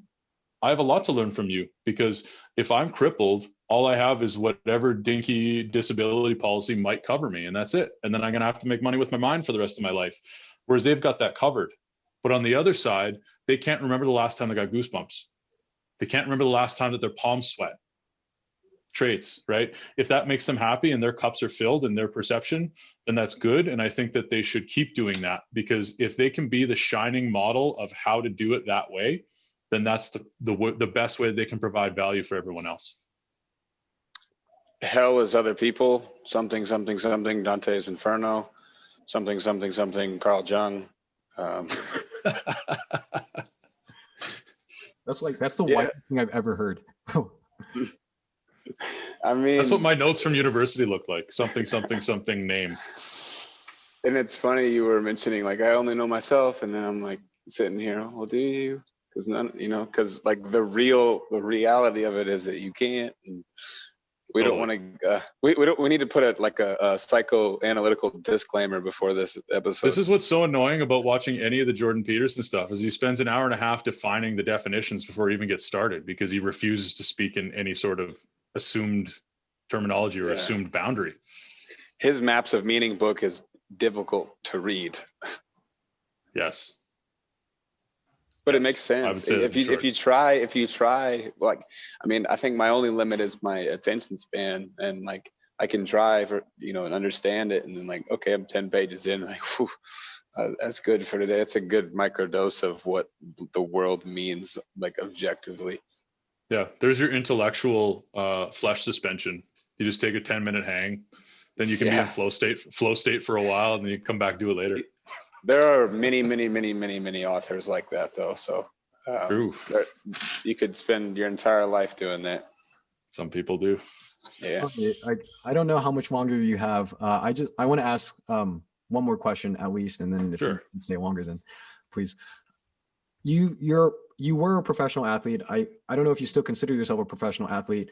You don't seem like the stereotypical professional athlete though. You're much more cerebral and thoughtful. So not saying that they can't be. Like what exactly has led you to be like this? Why are you interested in these topics? To clear up before any of my alumni come after me, I never did make it pro. I wanted to, got close, had a brush with the professional leagues as a referee, and now I referee at a world level. So I'm around world level athletes, but that competitive mindset was the same. All the guys that I played with all ended up signing contracts here, there, or wherever. And so much of that shift, I didn't really have this level of introspection at that time. I was really frustrated and really quite angry from 17 to 25, 26. Not to make anybody uncomfortable, but I lost my mom when I was 25, and that really had me grow up quickly. And it had me looking inwards to what I was trying to get out of being alive at that point. Because when you lose somebody that close to you who was 57, I was only 25 at the time, and that was a big shake in terms of getting you back to reality. And from that point, I decided, not out loud, I didn't write it down anywhere. I feel like I carved it into my brain, where I just said, I'm not going to say no to an opportunity because I don't know how many I'm going to get. And it sounds as cliche as it sounds. What that meant wasn't I'm going to go out and do the riskiest shit because I could die tomorrow.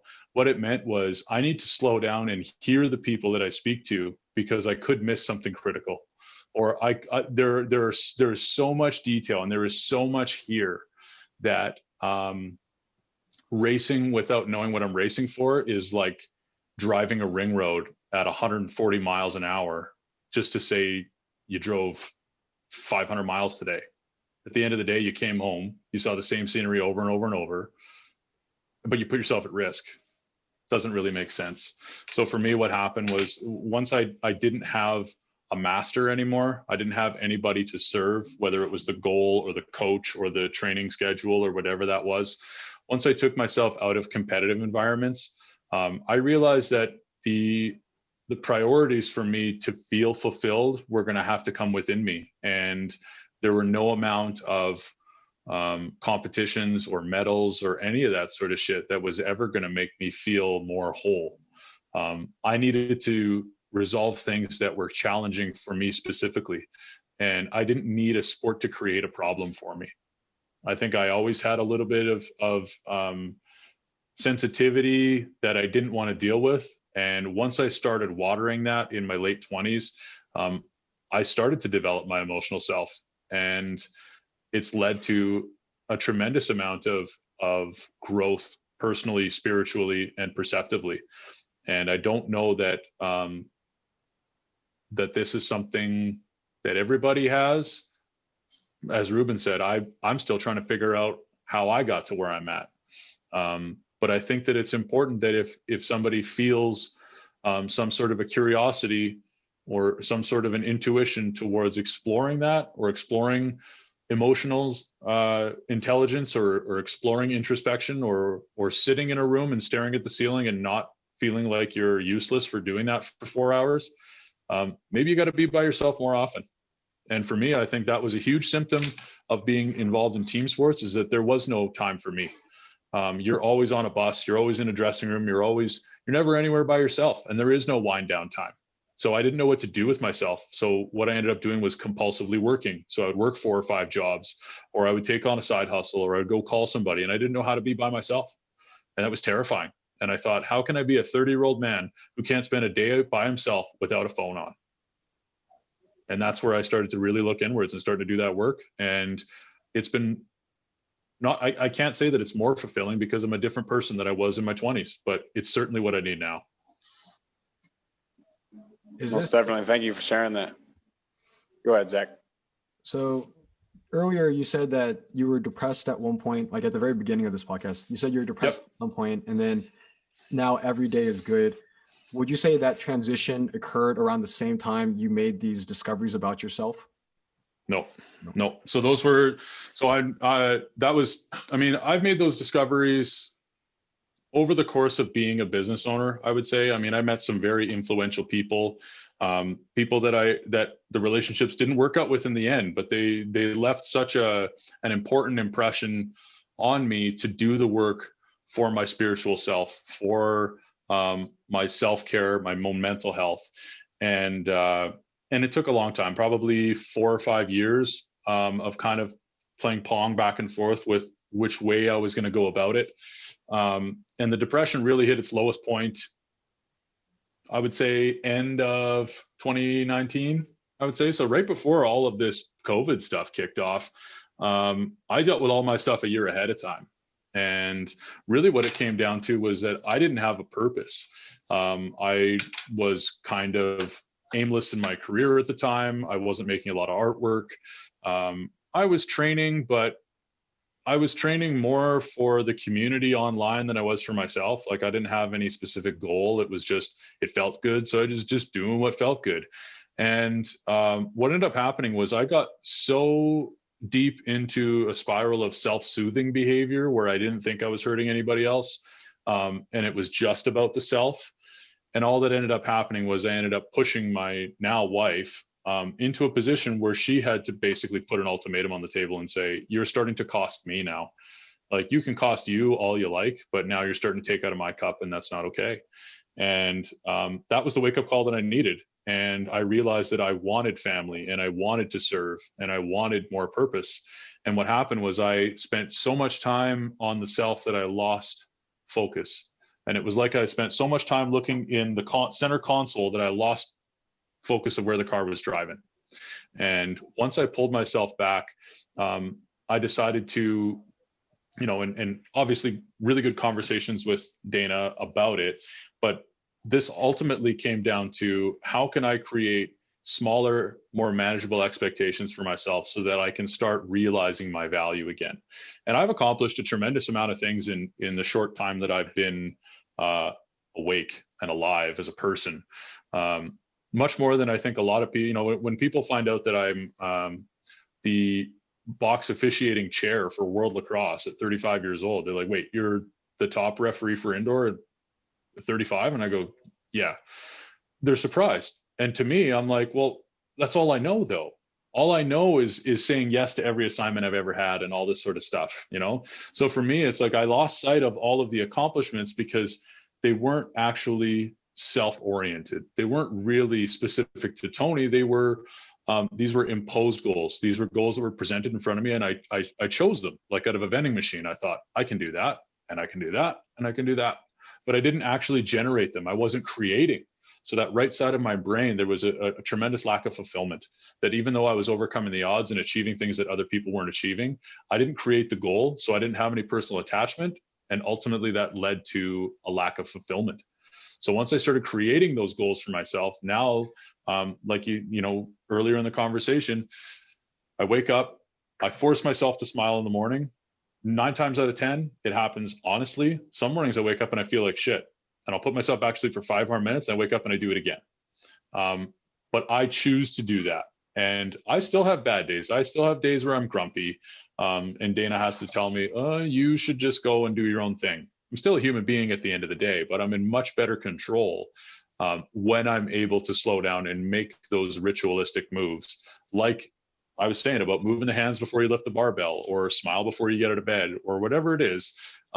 If there's a compulsion thing that can help, do it. If it's an affirmation, I mean, Tony Robbins is a big proponent of screaming those affirmations first thing in the morning, and the crazy breathing exercise and all that stuff.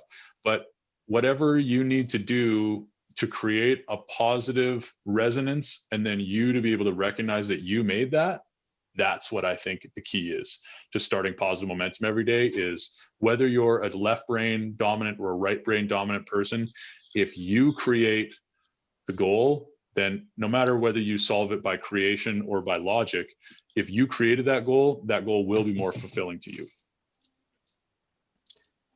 And then conserve some momentum. Keep it going. Keep it going. Leave one rep in the tank. If we're not living our lives to the fullest, that means that to some extent, we are losing our lives. We should live in such a way that we can always, or we should act in such a way that we can always live to the fullest. And everything that you're describing seems to be your attempt to do that. Like you identified that so many things and routines that you were doing were not fulfilling you maximally. And you had the courage or the openness to experiment with something different. So you started finding these hobbies and endeavors that even recreationally just made you a happier person. And you have leaned in, or you have invested your entire being into that, which is impressive. Like you are not conforming to the patterns of everyone else. Everyone is in that rat race, and they're there because it's comfortable and it seems safe. But actually, like they're not. If they were being honest with themselves, they probably admit that they're not reaching their full potential. Like there's something empty about that, and that because they're unique individuals, they have to have unique and unique lives. So yeah, if I like that you have managed to be really honest with yourself. Like you have identified everything that you find valuable, and you have pursued them without like any reservation. For the things that I choose to do, I really do try and go full brakes released. I don't want anything dragging back on me. And I mean, this is part of why I choose such an incredibly tight circle of in-person people. This is why I have such a deep relationship with my wife. It's because I need to be my weird, eccentric, shape-shifting self, and the people around me need to understand that. And part of being in the system is that the nail that sticks out gets hammered. If you want to be on the fence, that's how it works, right? So for me, there's a certain type of safety that I need that is different than other people, and there's a certain level of fulfillment that I need that's different than other people, and it's not better or worse. It's simply different. And I think that there are certain things that bring people security that will never bring me security. There are certain things that bring people comfort. Take watching a movie. My wife loves watching movies. Lots of my friends are huge movie buffs. To this day, the running joke is that for 15 years, I couldn't pick Michael Fassbender out of a lineup. Can't do it. The running joke. No matter how many times I've watched 50 of his movies, I'm like, I don't engage at all. This isn't for me. I feel like I need to be somewhere else. Every time I watch a movie, I feel this urge for my spine to get up and move around. And it's not because I can't watch TV. It's just, it's not my medium. So if a fidget spinner does it for you, or lifting weights, or rolling rope, or doing crosswords, then that's cool. Everybody can do their own thing. But for me, the thing is that I had to look at the system and say, what are we taught is going to calm us down? What are we taught is going to give us affirmation that we're on the right path? What are the values that are taught that we've hung on to once we leave the institution of schooling or church or wherever? And for me, a lot of it has come down to me deciding that my being is the most important, because if my oxygen mask is on, then I can help my family. So if I take care of me, then I can take care of her. If I take care of her, then she can take care of the kids. So it's like a hierarchy of ability. And this kind of falls into your, I suppose, capacity of the three pillars that we talked about. What's my capacity to help others? If I can't take care of myself, then I can't help other people. So this is where I've taken the microcosm of stress and said, what are the things that I can do for myself to create eustress so that I can be the best version of myself for today? And I don't know that it even comes down to living my best life every single day, because I believe that your best life is a snapshot that changes all the time. My best life has to have days where I'm depressed or hurting or angry or frustrated or clumsy or forgetful. I need all of those things to overcome them. So if anything, it's like going back to what Reuben said earlier, it's that I've adopted a gratitude that I get to choose how to do anything. I live in a part of I live in Edmonton, Alberta, Canada, and I have a lot of freedoms and I have a lot of things that I can't do right now. But I have a lot more freedom than most people, globally speaking. So I can be grateful for that. I can be grateful that I can walk around on both legs. I can be grateful for lots of things. So if that puts me in a spot where I can be the best for what my daily capacity is, then that's where I try and be. We come into the world with, I guess, endless possibilities for who we could be. And then our environment and who we choose to be kind of shapes that. And then when it's all said and done, when you're dead, there's just one of us. And like you said, it's a snapshot. It's like, you know, your family and your people can remember you and you're that person. But from the time you're born and every day that you're breathing, you're shape shifting, like you said. Every day, like literally every minute we're shape shifting. I mean, there's new breaking science that comes out all the time that's challenging that 7-year cell model, now saying that 12 months we're getting complete regeneration. It's like, right, that's wild, man. That's literally you're a new being, a literal new human suit every 12 months. That's amazing. Pretty cool, man. We got to teach Zach the core fist before you go. Okay, so we'll start with the AOK hand. So I got to teach you 2 formations. I got to teach you the AOK, and then I can teach you the core. So how this works, Zach, the reason we're doing this is we want to create flexion. So I got flexion at my wrist and then extension in my finger, flexion at my fingers, extension of my wrist, same time. What this does is this creates tension, as you can feel in your forearm while you do this. You can feel tension on both sides of your forearm all the way down. This makes it nice and healthy and supported. The same way that Reuben does the support of using his pelvic floor to support his spine. We're doing the same thing for all of our joints here by having stability on both sides. So what I'm going to do is I actually teach this one by dropping my middle finger down. So I got my hand flat, drop my middle finger down, and then I want to slide it back to the middle of my palm. Okay. Then I want to lay my index finger just over top of it and then secure my thumb across. So again, from here, drop the thumb down, wrist goes back, middle finger goes into the palm, index finger over top, and then sealed. So what this does, Zach, is this is extension through the very last digits or the last joints. And then I've got really nice hard flexion. I've created a triangle. And what this does, the difference between a fist and this is that if I squeeze this as hard as I can with these 3 fingers, all that ends up happening is I max out on strength. There's no signals that go back to my brain. If I make a fist, I dig my nails into my palm, and I also end up hyperflexing all of my joints. So I have 2 reasons to stop making the fist. So I go AOK on one side and a fist on the other, and you'll find that the one side hurts and the other side you can't make it hurt. No matter how hard you squeeze in the AOK, it can't hurt. So when we talk about safety, this is something that we can do with our hands to tap into the same amount of safety or the same amount of extra output we would get from squeezing a handspring or hanging onto handles, or when people wear gloves and they feel like they're stronger, it's actually because they're hanging onto something and they don't get that shut off. So what we've done with the AOK is we allow our body to put ourselves into a safe extension position. But the coolest thing about this is this actually influences the rest of the body. So if you take this AOK with a little bit of extension and you really try and get no air underneath tight, and you pull this back just behind your chest, you're going to feel your lat contract in a way you've never felt before.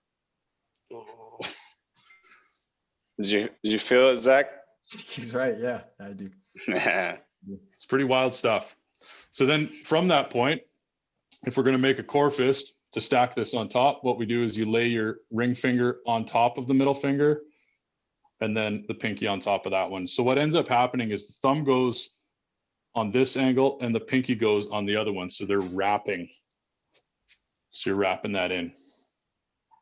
3 fingers over top, middle, index, ring, and then wrap it around.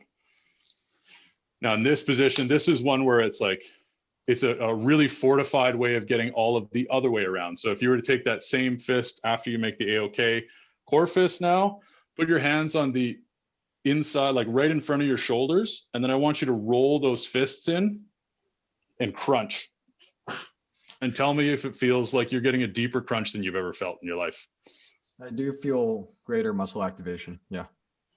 Yeah. So this is the stuff that I'm spending time with David Weck on, creating safety within the body so that we don't need external tools. So if we can teach our body to spring off of body fascia instead of muscles, then we can get more economy, more conservation, more safety. I watch my dog run around. He's a lab mix, 60 pounds, and he'll run for 90 minutes in 12 inches of snow. He does not get tired, but his muscles aren't hot. His muscles don't get sore and inflamed. He's running off of fascial recoil. It's amazing.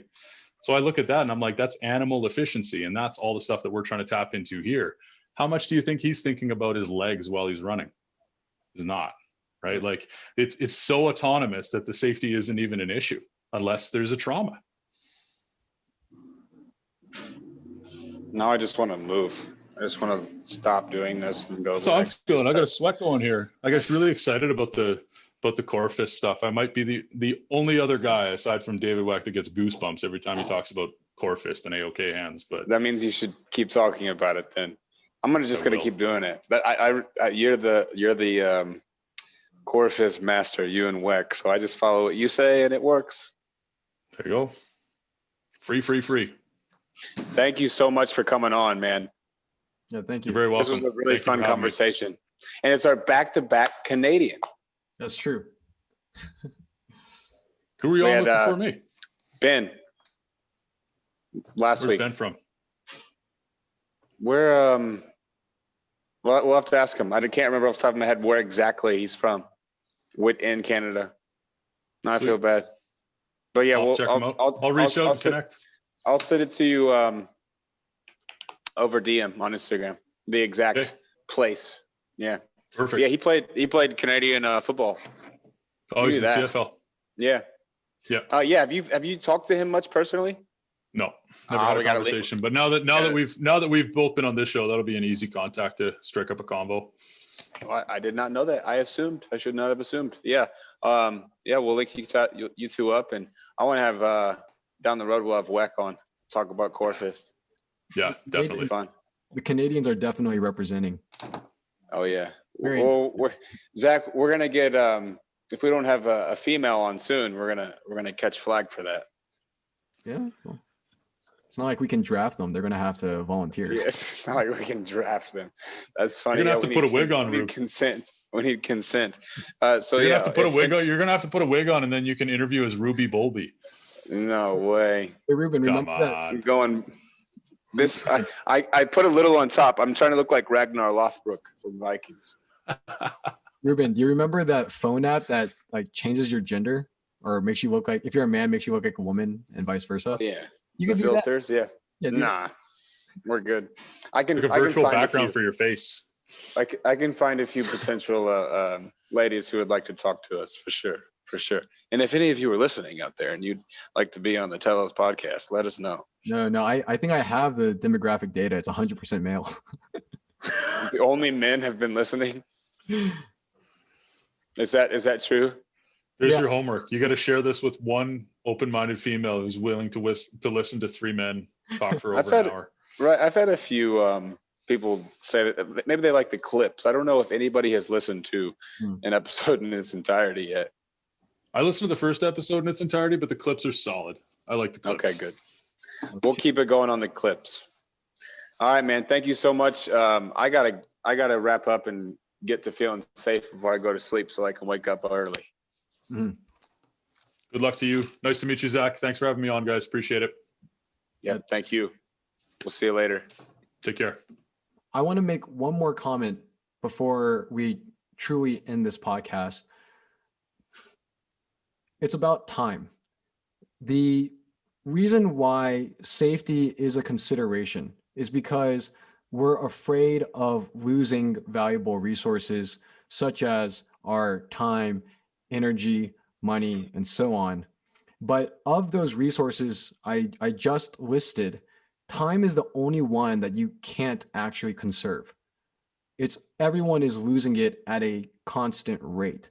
So the only question is whether you are using your time in a productive way or an unproductive way. This thought process is even reflected in our language, because if we're using our time productively, then that's good. But if we're using it unproductively, that's a waste of our time, right? Like we literally say that. People like so if we again remember that safety is about being afraid of losing time, then we are most safe when we are using our time productively. We are least safe when we are using our time unproductively. This is going to force people to reflect upon their own lives and ask, like, they need to ask, are they doing what they want to do? If they're not, they're actually in danger. They're in danger of losing their lives. Not all of it, but some fraction. And that's already more than you want to sacrifice for no reason. So I guess this is the like last point that I want to make. Like, people need to be aware of their values and live intentionally. All of their actions need to be aligned with their most closely held beliefs. If you can do that, you can be passionate and you can be incredible. And just like our guest, you're going to do phenomenal things. So you will reach heights that most people can't even truly comprehend. When he said that he was suspended from the rafters for 25 minutes, I think my eyes actually bulged. That's ridiculous. But when you decide to dedicate yourself in that way, you unlock your potential and you realize how capable people really are. But if you don't, then you never are able to live life fully. It's the worm at the core. Sheldon Solomon has a phenomenal book called The Worm at the Core, and it's based off of a quote, maybe from Heidegger. I don't quote me. And he talks about how death is the thing that keeps us living, right?